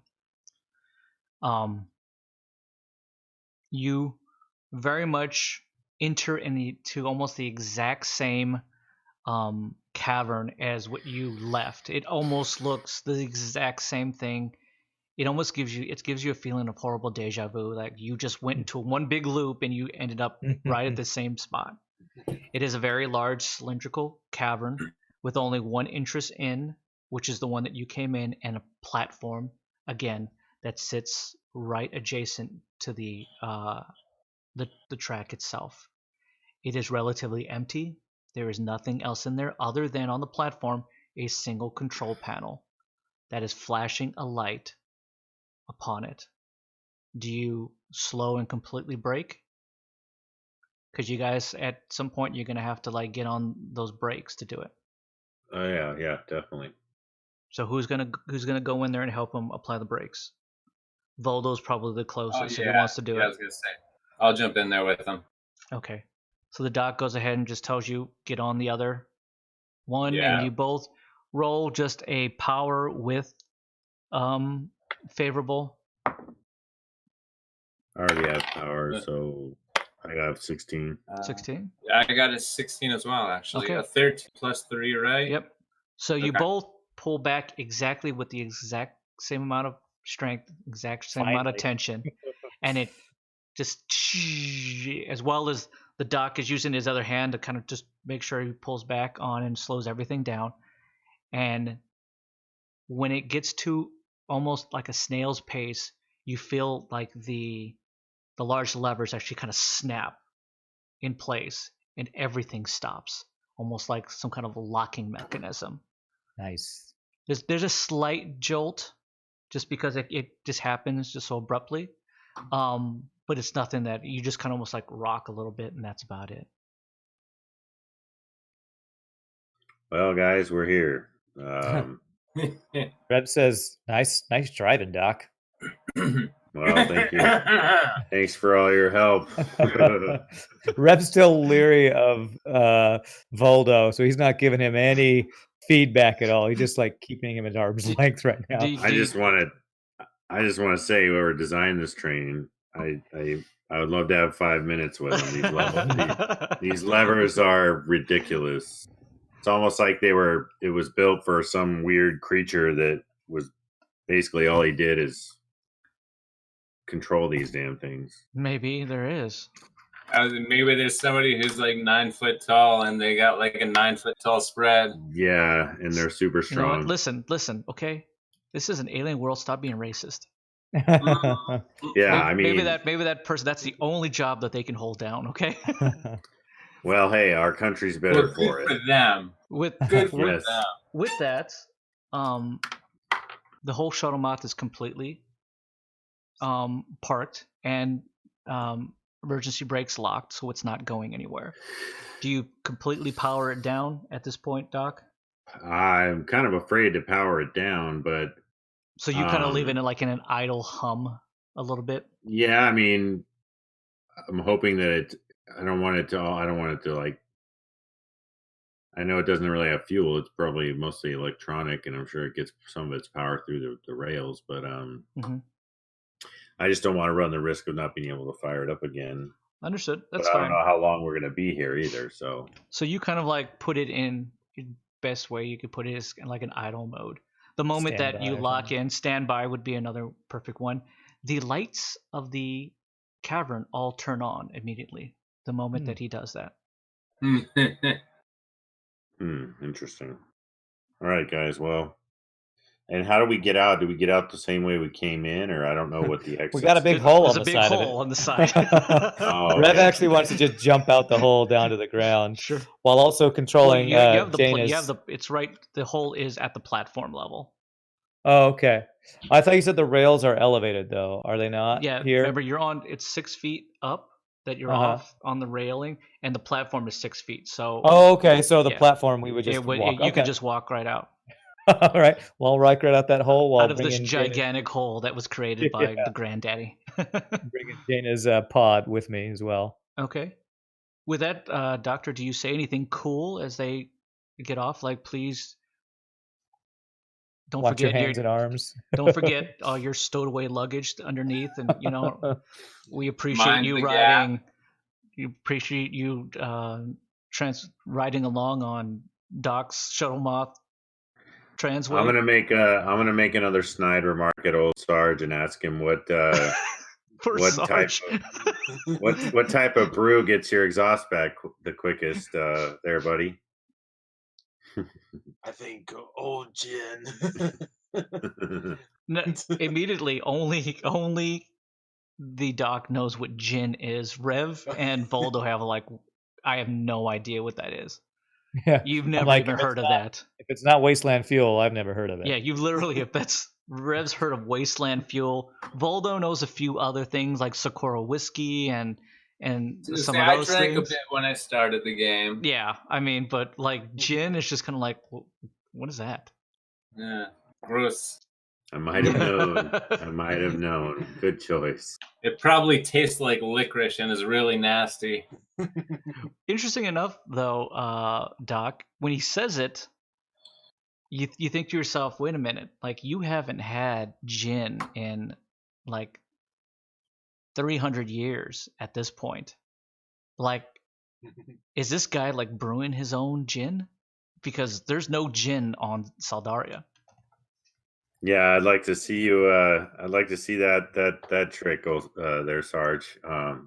If you're rocking the old gin, I have to partake myself. Is that what you're doing, Doc? Are you making this yourself? You mean Sarge? Sarge, sorry. Yeah, he's he learned a few moonshining skills back in the day. Oh, okay. He's bringing back some old Earth recipes. Okay, fair enough. Yeah, like for Voldo, you drink like Socorro whiskey, Dark Sorrows, Saldaran Frosts. Gin is just kind of like it's probably equivalent to Ace Wasteland Fuel. But yeah, my days living in the deserts and stuff, I definitely know how to brew my own as well. But it's not gin. Yeah, for all you know. Okay, so Rev gets off and he takes, as far as he knows, Jaina with him. Do you cloak her, or do you? No, just I want leave to keep her. her. I want to keep her cloaked. I want to Okay. keep her cloaked, kind of like just a couple feet behind me as Gotcha. I'm walking. Okay. Yeah. Sinjin jumps off as well behind. What do you want to do, Sarge and Voldo? Okay, yeah, I guess I'm gonna get off too and just follow them. Okay. Voldo. I'm obviously hopping off with them. Okay, and then Doc. What do you want to do? Yeah, I think I'll hang back and let them all exit, and I'll kind of look around and go. Okay. I was just gonna say, actually, let me look around real quick and see if there's anything I can take, but I'll leave that up to Doc now. There's split whatever you there's relatively nothing except for the dead bodies that are in the back where Sinjin Sure. and Sarge Search the took care of. bodies. A couple Search the bodies. The baton. couple too, I of think. airline bags. I of have airline the baton. I picked up the baton. Oh yeah, Rev's got the baton. Oh, that's right. Oh yeah. Still, search the bodies. Always search the Sure. bodies. You go ahead and search the bodies and find out there's absolutely nothing on them. They're like Nothing. not even clothed. They're naked. It's a very uncomfortable search for me. Don't be full cavity searching these things. I'm lifting up flaps I don't want to be lifting up. Rev, go ahead, roll awareness, please. Oh God. Okay. I'm lifting Oh, up God. flaps I don't want to lift up. Well, I didn't want to use a 20 on this, but with awareness, I rolled a 23. Okay. You notice in the corner that there is a small ajar door. Oh, in this room that we in just this walked room. into? Yep. Okay. Again, there's like stairs that you can go down that get you down Okay. to the ground, which is again just about 6 feet. And there is just another door that sits in the corner, very much like the one that you entered when you first entered the tunnels back in the Moonborn Mountains. So this is like a door ajar that I could walk into another room kind of Yes. door? Mhm. Okay. Well, without saying anything to anybody, I'm going to kind of just walk over and peek in and see if it's something I can see in there. Sure. If there's anything I can And see. absolutely, you kind of like crack it a little bit and take a look in, and you see, which brings a smile to your eye, your favorite thing in the world, an elevator. The rep just goes, crap. Well, and then he turns around to everybody, goes, I think I found our way back to the surface. That's another elevator. You each hear You this. sure there aren't any stairs around here? Rev looks around. Are there any stairs? There are none. Oh, Son of God. a. I don't know. All right, are we going to take turns now? Or are we going to look at When capacity? What are we doing? Voldo hears this, you feel like some kind of like twinge in your shoulder again.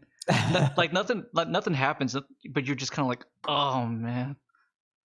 Can I go check out this elevator and see if it's all rusted like the other one was? Sure, absolutely. You go over there and you take a look, and it looks rusted like the other one was. Oh my God. Has not been used for quite a long time. Uh, Do you Rev want to is make like- do you want to make just an investigation check, just a general? Yeah, let me investigate and see if I can see if the controls look like they're working on this Sure. thing.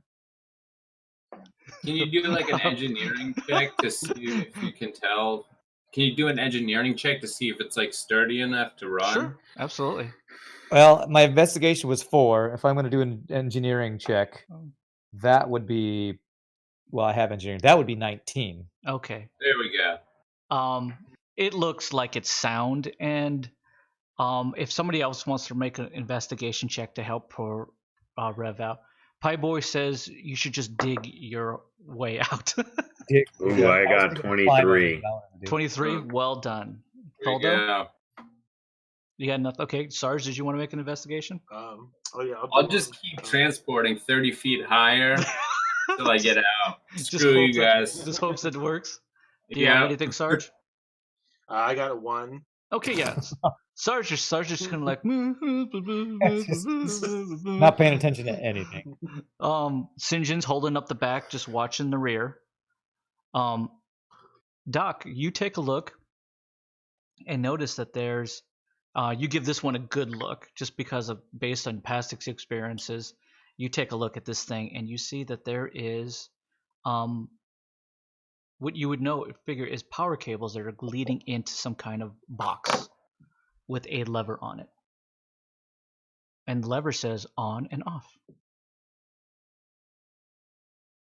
Well, I figured out how to turn the thing on. The question is it going to work? If it does, how many of us is it going to hold? I think if the last one, for some reason, I think these were built for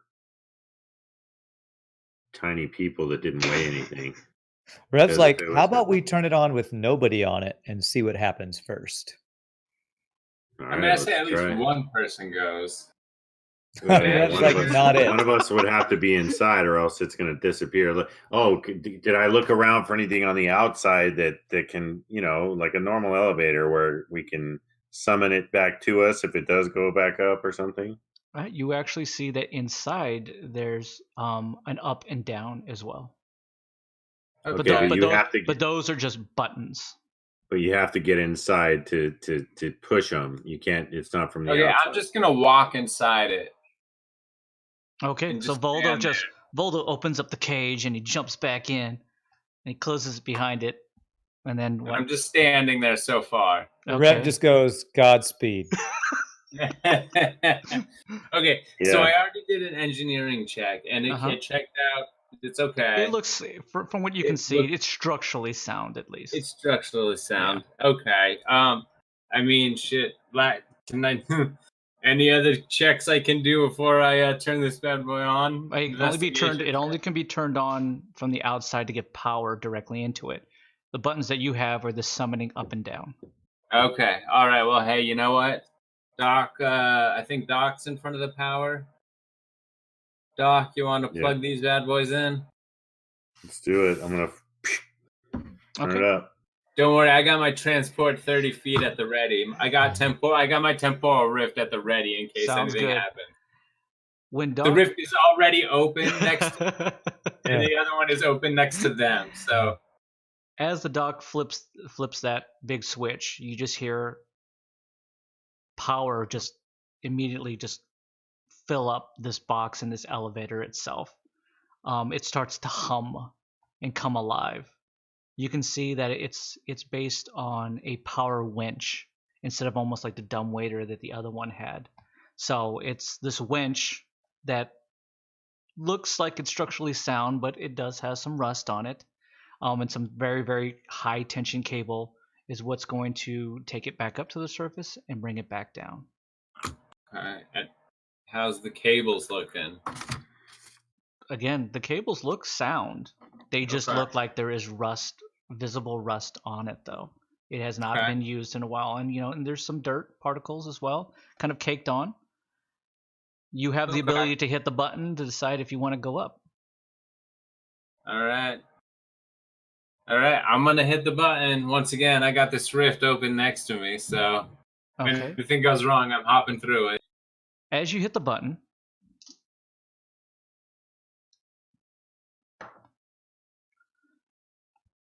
it jolts for a quick second, and then and it starts to go up Okay. slowly, but it starts to ascend. I was about 2 inches away from jumping into that thing. I had leaped and then stopped. Sure. Do you continue to take it all the way up? You do notice that there's a switch that seems to be what you would guess is a hold. So if you needed to stop somewhere. Yeah. So you have Yeah. the ability to manipulate a little bit of that. Rev, Sarge, and the Doc, you start to watch without any hitches, Voldo slowly go up. He's about 6 Okay, wait. feet I'm up gonna now. hold before I pass them completely. Okay, and then all of a sudden everything just stops, and you guys kind of like, whoa, whoa, whoa, whoa, what the heck happens? And it's just him. And then I'm just gonna poke my face down and just be like, "Okay, guys, what should I do now?" Rev's like, you're doing great. Ride it all the way to the top. See what happens. All the way to the top. Do it. All the way to the top. You Okay. got this, Voldo. You got this. That Okay. means I'm gonna have to ride it all the way back down. No, you could hit the you can button just and press the send button. it back down. Yeah. Okay, I can. Okay, cool. All right.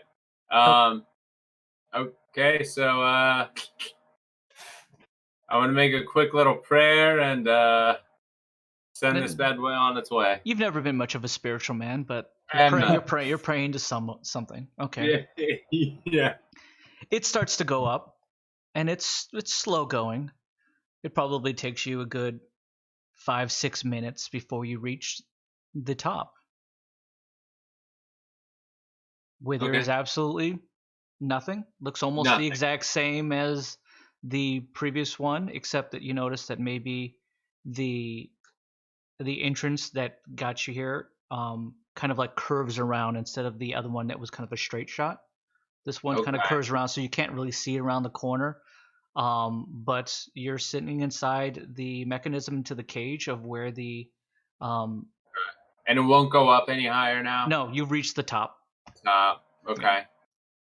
Okay. Yeah, I mean, I'm gonna I'm gonna open up the door. Okay. Door opens up without any hitches. Okay. I'm just gonna kind of step around, take a look inside this little area here. You say it's a room and then it curves It's- around, or it's just a Yeah, it's hallway? very much like the room on the other one as well, except it Okay. was kind of a straight shot path directly to this elevator. This kind of curves a little bit. It feels more of like a mine shaft than the other one did. Okay.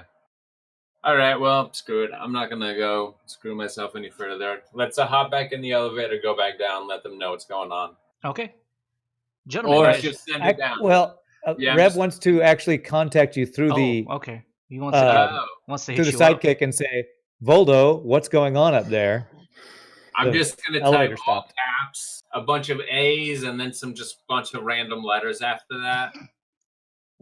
That's Okay. what you get, Rev. I'm trying to do voice. I'm like, Voldo, you gonna talk to me or you're just gonna type weird things? I got it. It's horrible. You don't even want to come up. You won't believe it. There's millions of them. Don't. Turn my thing off. Rev, And you- Rev like hears him laughing between these things that he's saying. He's like, all right, I think it's safe up there, is what he says to the others. And then I turn it back on. Hold on, roll a deception. Okay. Roll a deception, Voldo. 14. 14. Rev, just roll just general intellect that you're trying to Okay. see if you can figure out through this BS. 11. Oh, immediately you're just kind of like, oh my god, dude. It's like something's eating him up there. I don't Something know. is eating him. My god. What's wrong? What's the deal? Hold Did on, we hear no. this too? Voldo, I didn't save you for you to die again. Oh my God. And then obviously just Voldo comes back on. And then I'm just gonna be like, just laughing to myself. I'm just kidding, guys. It's all good. It's all good. Come on up. Come on up. Do you Rev is like just looking confusedly at his sidekick, like, I don't know what to believe anymore. immediately Is just this because of evil everything, or good Rev, you Voldo? think to yourself, the black spirit has come back and is It's taking over him again. It's taken over. Like, I don't know what's real. Do you send the elevator back down, or are you on the elevator when you come back down, Voldo? I'm just gonna send it back down because I don't know how many Okay. people that shit can hold. Sure, Yeah. no problem. He sends it back down. Probably takes about a good 5, 6, 7 minutes, and you see an empty cage. And there's a part of you, Rev, that's just like, oh my god, they got him. Yeah, I'm like, they got it's a him. doorway to hell. Voldo's Rev looks at- dead. Rev looks at the doc and is like, Doc, you want to go next? Mm-hmm. Well, at this point, we still don't know if he was joking, right? He does come back on and says, I'm okay, Yeah. guys. And I want to say you could probably go 2 at a time. It seemed pretty sturdy. Yeah. Well, that's what all right. I'll go if somebody else goes with me. You want to go with him, Sarge? Yeah, the Sarge volunteers. Sarge immediately puts up his hand. When you get back on, he puts down his bedroll just in case if anything Oh, happens. Preparatory. Okay, so with that, Sarge and the doc are going up. Do you guys close the cage behind you? Yes, Okay. definitely. Oh. I don't want any elevator tunnel monsters creeping in. Okay. And who's going to hit the button? I will. Okay, you hit the button. It kind of snaps back to life a little bit, little extra jolt. Maybe it's because of the weight, and it starts to ascend up. All right, that's 3 of us. As Voldo, you're sitting up at the top, just kind of waiting, and you're seeing the cabling kind of going through all the pulleys. Probably in 5 or 6 minutes, coming up from the depths of hell is the Sarge and the Duck. Good one, Voldo. Good one. I know. I had more planned, but you're lucky I left it at that. You gentlemen get off as well? Yeah, for sure. Oh, Okay. wait. Before we send it down, okay? because I'll deal with blood and stuff like that. I have no problems. I'm just gonna take my sword out and like just cut my arm up a little bit and splatter some blood on the elevator. Okay. And then I'm gonna send it back down to Rev. Okay. And nobody say anything on their walk. Rev, 5 or 6 minutes, the elevator comes back down. Slow ass elevator. It doesn't move fast, but Sinjin opens it up and just goes, we might as well all three get on. Or do you want to Rev's like, you two get on and I wait down here? Rev is like really freaking out about this elevator right now. Okay. So he's gonna say, Sinjin, you take Jaina up there. I'm gonna go last. Okay, understood. So he goes in. So did they not notice the blood I splattered? He goes in and he just waits for like Jane to go in. He just goes, oh my god, there's blood all over the place. Rev sticks his head in. What do you mean? And you see that there's just blood like all over the bottom of the cage. They've been eaten. Can I analyze to see how much blood this is and like be able to tell if it's a lethal amount of blood? If you want to make a D20 roll, sure. Okay. Pie Boy, if you're there, roll a D20 as well. I roll a 16. Ooh. Come on, Pie Boy, you got a 17 or higher. Just roll a D20. Yeah. Give us a good roll, Pie Boy. Nat 20. That'd be awesome if he did. I know. Oh God. Why are we doing this? Where Pie Boy says, yo, does that mean roll a D20? He rolled 11. Rev immediately knows that this is not a lethal amount of blood or anything like that. It's just a little bit of splattering in some spots there. After Voldo's little trick that he played earlier that I didn't see through, now that I see there's just like a trickle of blood, he's starting to think that somebody's trying to pull a fast one on him. Yeah, and you immediately think, damn, that's Sarge. That drunk son of a bitch. No, what Rev does is he walks up to Sinjin and he goes, when you get up there, just punch Voldo in the nose without saying anything. Just punch him in the nose. Sinjin looks at you and he just goes, okay, okay. And then Rev steps back off, is like, hits it like, giddy up. So he kind of gets in, hits the button, and it takes him up without any issues. Doc, Voldo, and Sarge, you see arriving from down from the depths below is Sinjin, who opens it up, and he looks at the Doc, and he just goes, Doc, I'm here with Jaina. Do you want to take her out? Yeah, I'll just assume control. Okay, so with that, you are able to pull out a cloaked Jaina in her capsule out, and Sinjin walks up to Voldo, puts his hand on him. He just goes, that was a good one, and just quick. Nice pop right in the nose. And I immediately punch him back with all my strength. Just had him have it. And my life that I've lived so far, yeah. With that, as you do that, he isn't able to block it in time, and you just flatten him. Yeah. And he hits the ground. He's just like, Rev told me to do that. God. Well, next time, open with that. Rev will get the hit. And somebody sends it back down, and Rev. 5 minutes later, a empty cage is there, and you get a message directly in. Oh, a message. And it's from Sinjin. He just goes, that was so dumb. He was so dumb because he punched me back. Next time, Rev's do your like, own punching, buddy. Rev's like, well, thanks for trying. Before I go up the elevator, I actually want to go to the lever, switch it off, and then go in and press the up button and see if anything happens. Because I'm curious if this power switch is for something other than the elevator. Sure. Yeah, you go. You turn. Obviously, you turn it off, and everyone up above sees that the power gets turned off as well. Mm-hmm. And you hit the button, and nothing happens. It's just a click. Okay. Then I'm going to go back and turn it back on. Hope it turns back on. Power turns back on. Okay. Then I'm going to go ahead and close the door, press up, and I'm going to pull out my sword as it starts raising. Okay.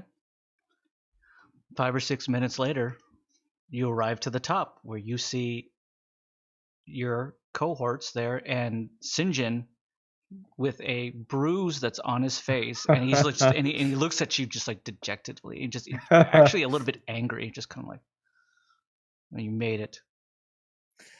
Rev doesn't pay a single one bit of attention to Sinjin. He's like zeroed in on Voldo, worried he's going to have like this black blade with a cloud around him. So he's like, I was just laughing. He's just laughing. Hard at you. Okay. As soon as he sees him laughing, Rev just puts the sword away and goes, God damn it, Voldo. I've had a stressful day. You don't need to be pulling these stunts. That's what made it better. Do you get off as well? I do get off. I go check, make sure everything's okay with Jaina. And okay. Did you want to punch me too? No. Okay. I already know what happened from. You got a punch. I'm fine with it now. Okay. With that, gentlemen, what do you guys want to do? I want to start heading down the mine shaft that you mentioned. Do we want to scout this out like we did before? Rev's kind of exhausted, so. Yeah, I mean, none of us can really turn invisible. No. So, Sinjin just goes, you know what? He goes, Sergeant, I will take point. Rev's like, thank you. All right, cool. And with that, he actually takes the sergeant, shoves him forward. He just goes, because you've been doing nothing all day, boss. I've been doing nothing. The sergeant fiddles with his light and like turns it on.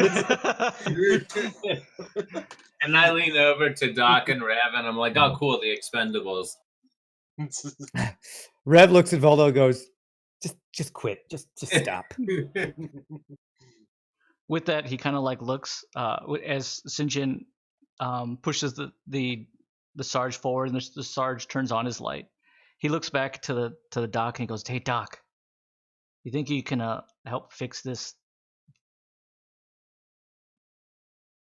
Yeah, well, I can help. I've been punched in the face, man, and it really hurts. Rev takes out his canteen, just like pours some water on a cloth, and is like, "Here, put this on it." Yeah, I think you're just gonna have to deal with it, buddy. Wow, thanks. Awesome. Great. He grabs the water and he grabs a little rag and he kind of blots it on there and just walks forward.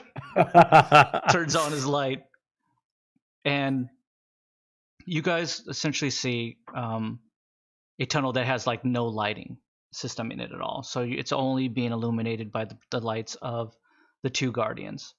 As you start to walk, it starts to incline up. So it's not flat. So it starts to incline up, where you start to hear the sounds of like echoing, chipping away in the distance, coming from ahead of you. And then the sounds of humming, like humming of a tune. You guys hear that? It's just like... You said the two guardians. What guardians are you talking about? Sinjin and Sarge. Sinjin and Sarge. Oh, gotcha. Yeah. Yeah. There's somebody up ahead. Does anybody recognize the tune that's being hummed? Not offhand. Wait. Yeah, you're just hearing that. Somebody Sarge's up gonna there. kind of like whisper back to them and say like, I'm starting to get some deja vu here. Like I'm hearing like chipping sounds and stuff, but I am hearing like humming. I don't know who that is. That's what you hear from the Sarge as he kind of like reports that back. Well, let's move forward. See who this is. Yeah.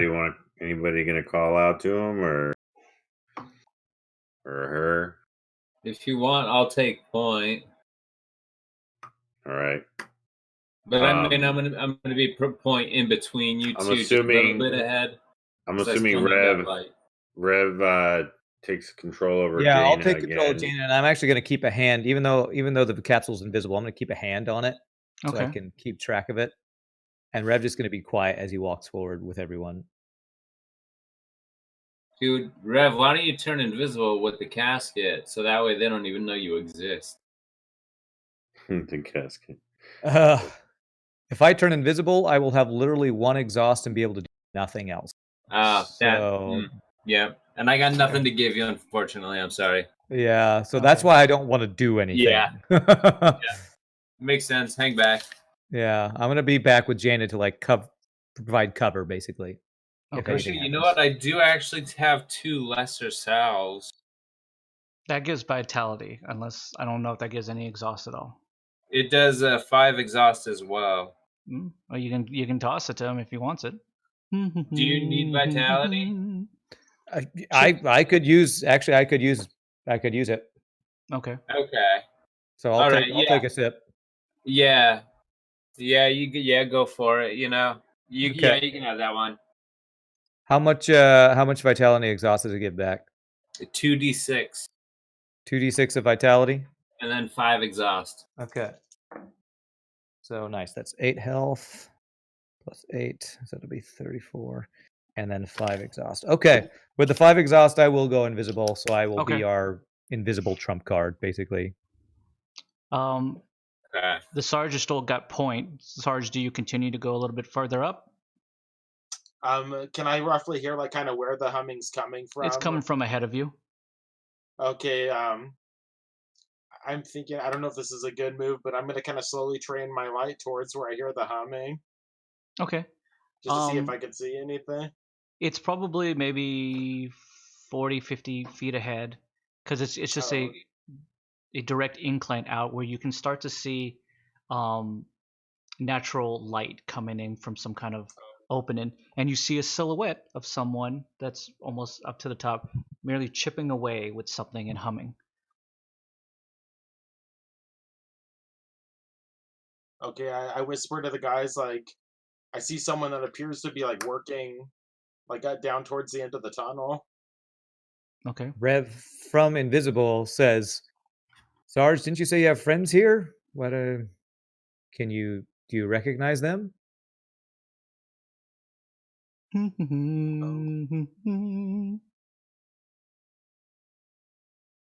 Can I do a check to see if I recognize who this is? Or Sure. Yeah, I mean, if you're excellent at checking silhouettes, go for it. I mean, yeah.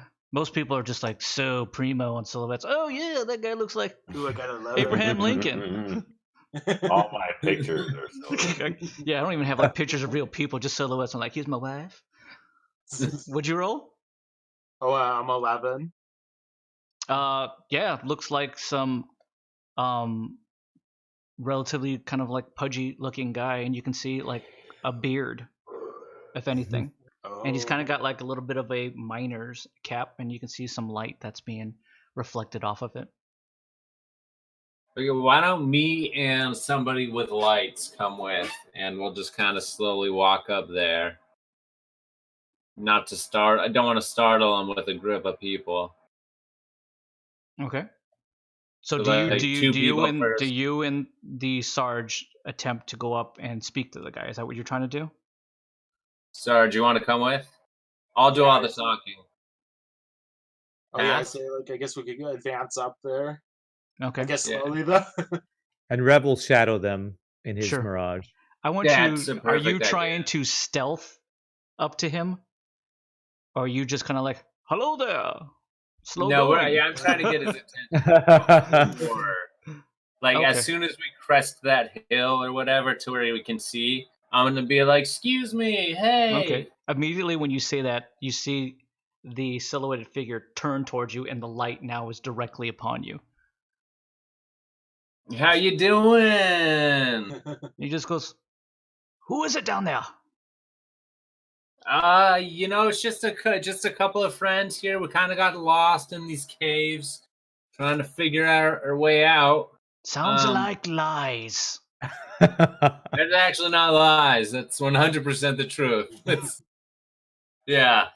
In fact, if you could just tell us the way out, I mean, hey, we'll be on our way. The way out is the way I'm here. What are you talking about? How did you get down there in the first place?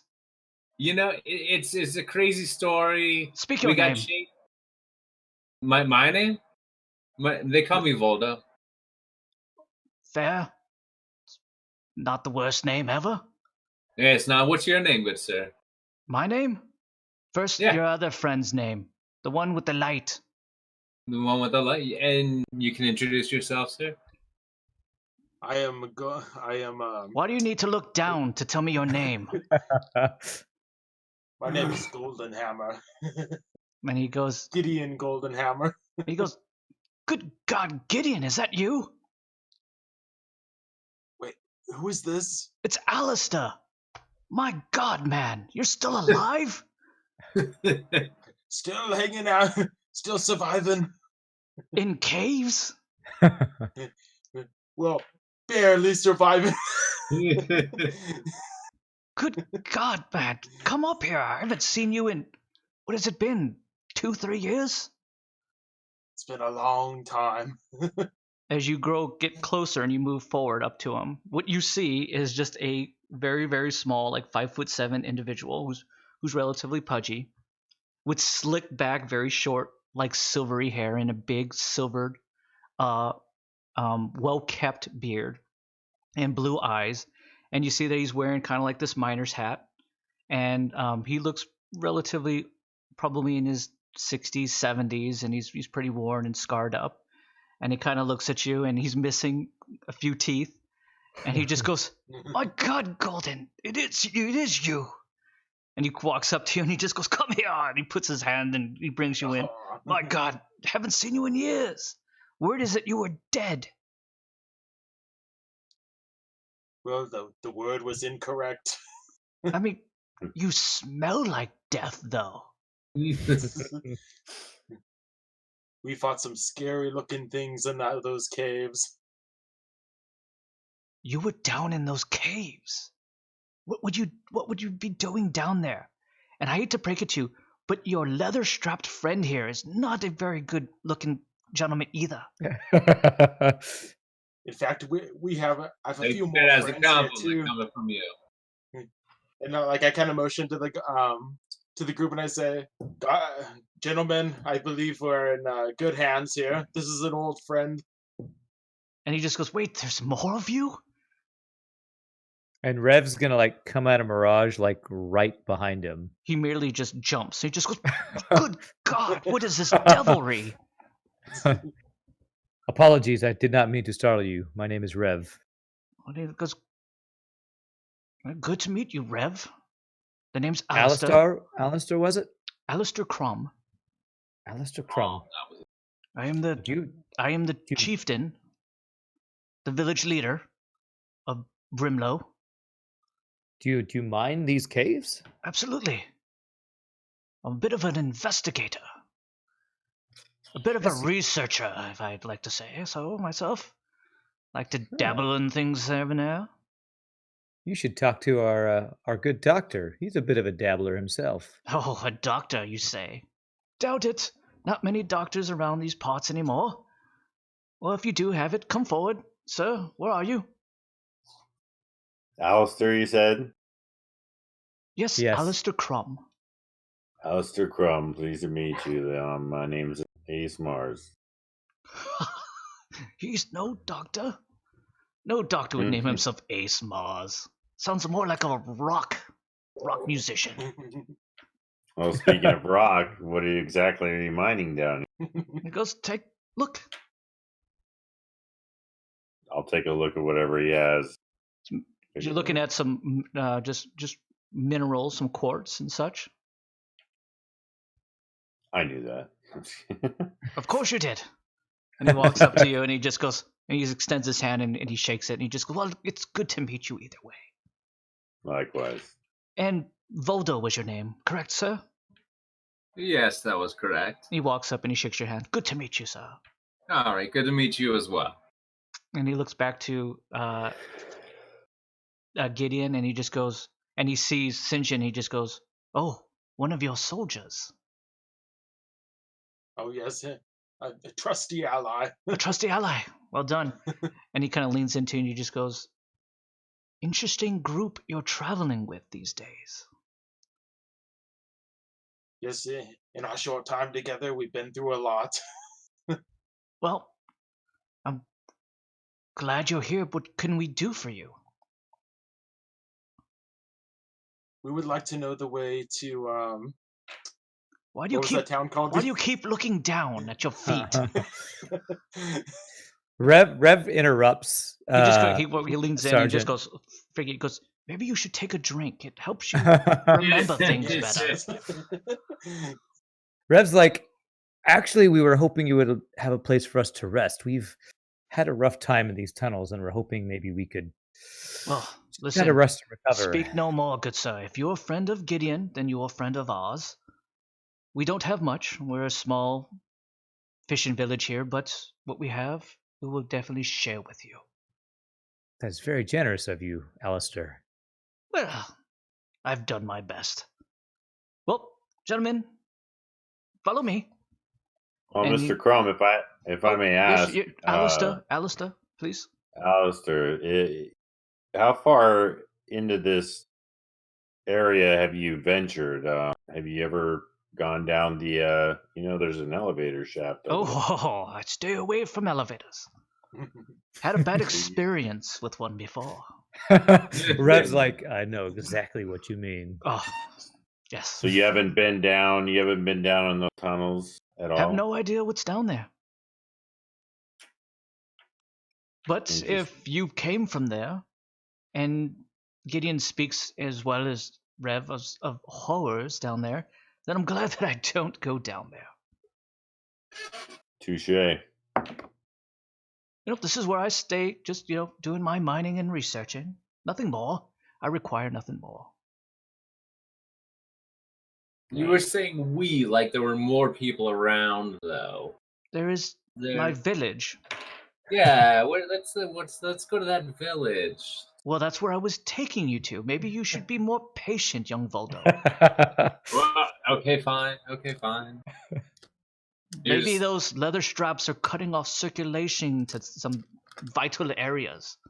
Maybe Don't those worry. legs you're walking on are too short. Wow, Gideon. Maybe you should send this one back down the elevator. Rev just looks at Voldo. It's like, come on, give it a rest. He leans in and just goes, he's a ripe one. Follow me. With that, do you follow? I follow, and I give Voldo like this look, like, come on. I throw my hands up in the air, like, okay, no more. And I follow. As you exit out into the natural sunlight, you find that the mine is essentially embedded into a very, very large kind of like rocky hill. That seems to be relatively on the outskirts of a very open field almost. And beyond that, you actually kind of see and you can hear the roaring of the ocean in the background. And he merely just goes, Gideon, follow me. You remember the way. And you just kind of like continues to walk out into this open field where there is nothing there. And as he continues to keep walking, probably maybe 100 or 200 yards, he looks back and he just goes, don't let it scare you. Just follow on in and believe. And he kind of walks, takes another step, and just merely disappears. Gideon, you've gone through this before. You just know it's the hollow tech that allows this village to seemingly be invisible. And you merely just walk through as well. All right, St. John I'm down. stops because he's just like, whoa, like, what the heck? And just goes, well, And he walks through and disappears through as well. I'll follow in. Are Okay. we familiar with this holotech? Have any of us experienced this tech before? It's a cloaking, Okay. if it's one way for you. So Rev, yes, Okay. in some way. It's not like you've seen it at this scale before. Sure. Well, Rev's going to walk up to it and put his arm through before, just to make sure he You doesn't. see your half of your arm just disappear within it. And I don't feel anything, though. Nothing. Then he just walks on through. Okay. Valdo? I just walk through. Okay. As you pass through the invisible shield, you are greeted with a very lively village that is there. You see that Gideon is standing next to Alistair, who kind of welcomes you with open arms, and he just goes, "Welcome, gentlemen, to Brimlow." And what you essentially see is a village that is sitting on a cliff overlooking the oceans of Soul. Immediately, you can feel the breeze, the nice cool breeze of the ocean kind of hit your face. You hear the sounds of birds overhead, and you can hear the roaring of the ocean. The town itself is probably about a population of about 500 people of all walks of life, from old to young, to Saldarans, to cyborgs, to humans. They are all here. It's a village that seems to have been left here alone for many, many years, relatively quiet and peaceful. You get the sense of old veterans are here, people who are long past their prime, as well as beyond their fighting days. Obviously, the Sarge has seen some of these people as well and had drinks with them. Many of the allied cities, you notice from information that the Sarge knows, is it's a fishing village itself, protected by Fenrir Hold up until just recently, until Fenrir Hold is kind of like stopped protecting them and have barred themselves in within their own city walls themselves. You can see in the distance there's a port that is there, that there are a few docked ships, more like, and when I take ships, we're talking about wooden vessels here. You look back, Rev, and you can kind of see that there's a bit of a forest outline, where it's probably a good place where they get their wood. Most of the buildings themselves are single story, fitted with stone, and built with stone and wood, and some kind of mismatched metal parts for metal roofings from whatever they've kind of gotten and been able to find. There's a lot of fishing nets that kind of drape some of the doors themselves, or kind of overhang off some of the overhangs of the roof itself. There are a lot of children who kind of run up immediately to you when they start to see new faces. A few little girls kind of run up and kind of like run around the dock, as well as Voldo, and the Alistair, who's the chieftain, merely just goes, "Gentlemen, welcome to Brimlow. Please ease your troubled feet and souls, and we can talk more, if that would behoove you." You're very kind, Alistair. Absolutely. And with you, Sarge, let's find these gentlemen places where they can lie down, and you and I shall have a drink and reminisce of old tales. Wow, I was wondering when that would happen. Would you like to join us as well, good doctor? Why not? Excellent. As that happens, Rev, you notice that there's the children starting to gather in a larger flock as they kind of run up to you. They're all kind of like tugging on you a little bit. They do that as well to Voldo, and they're just kind of like, "Hi, what's your name? What's your name?" And they're just kind of like, they're touching some of your weapons. They're like, "Oh my god," like, you know, Are you Don't wanna do that. adventurers? No, okay. They start to laugh. And Gideon kind of like runs through, and then some of them run up to Gideon because they've seen him before, and they're just like, "Hey, how are you?" and stuff like that. And then Rev, you start to like some of the little girls kind of like pull you and kind of like drag you around to like swing us. With that, as that happens, you start to hear a little bit of a kind of a large commotion a little bit behind you as you're like, look at her, oh my gosh. Behind me, Oh, Yes. they see her. and I turn around. And you turn around and you see Jaina has opened up the capsule, and all the little girls are pulling on her, and you see her just kind of look up and smile, and that's where we'll end our session this evening. Oh wow. Rev just starts throwing haymakers at all the little girls. No. Just like, yeah, get away from her. I saw a knife. You're not right. You stay away from your knife. We want to thank everybody who hung out with this evening. I want to thank you, Pie Boy, for your excellent and crappy rolls. boy. We Perfect do appreciate rolls. it. Your perfect rolls. Pie boy. They all love your rolls. Pie Boy, thank you so much for obviously just being a part of it. We do truly appreciate it. I want to thank Philly, who is here, who's completely awesome. If you have never checked out Philly's stream, he's amazing. As well as Kara, who is here as well. I want to thank all these gentlemen here for just a wonderful evening. We will be back next Friday where we'll find out what Rev thinks now that Jaina is awake. Mm-hmm. And see what kind of happens there. With that, I want to thank firstly Ryan, aka Ran118. Thank you so much, good sir. My pleasure. That was a very poignant episode there. Absolutely. And if you haven't, please check him out at twitch.tv/Ran118. He's an amazing streamer as well. Thanks, I want to thank my very good friend here, Mike, aka Voldo the Bleeder, and the Joker, Voldo the Bleeder, That's and his the name Joker. Thank you so much, Mike. Yeah, no, thank you, man. Just felt like having a little fun. No, I actually thought it was quite entertaining. now. I didn't expect Everybody you to, but Rev loved it. I didn't expect you to Sinjin. punch Sinjin back though so quickly. Yeah.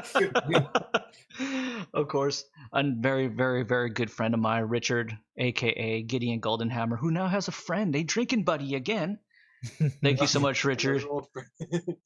Oh, you're welcome. You had a great time. I appreciate it. And of course, as you all know, my brother from another mother, my one of my closest friends in the world here, Shane, who That's right. just got promoted and is now a manager here. So give Shane a round of applause. God help Now he's me. making God help double me. the amount that he was making before. So Wow, good for him. nice dude. Congrats, man. Almost, but He's gonna be buying me cheese my fries and hours, movies my for hours weeks. also doubled too. Trust me. Yeah, sure, that's for about sure. right. We want to thank Shane. Thank you so Thank much, good you. sir. Thank you very much. And to all of you, we want to thank you so much for hanging out with us. Always, if you want to follow the stream, you can click the YouTube button. The YouTube link down below in order to get caught up on all the other episodes here. They get posted probably right in the middle, like Tuesday or Wednesday of each week. So if you definitely want to check those out, please do. We want to thank this amazing people. Thank amazing people for hanging out with us this evening. And until next time, everyone, keep it safe on the ways. Good night, everyone. See ya.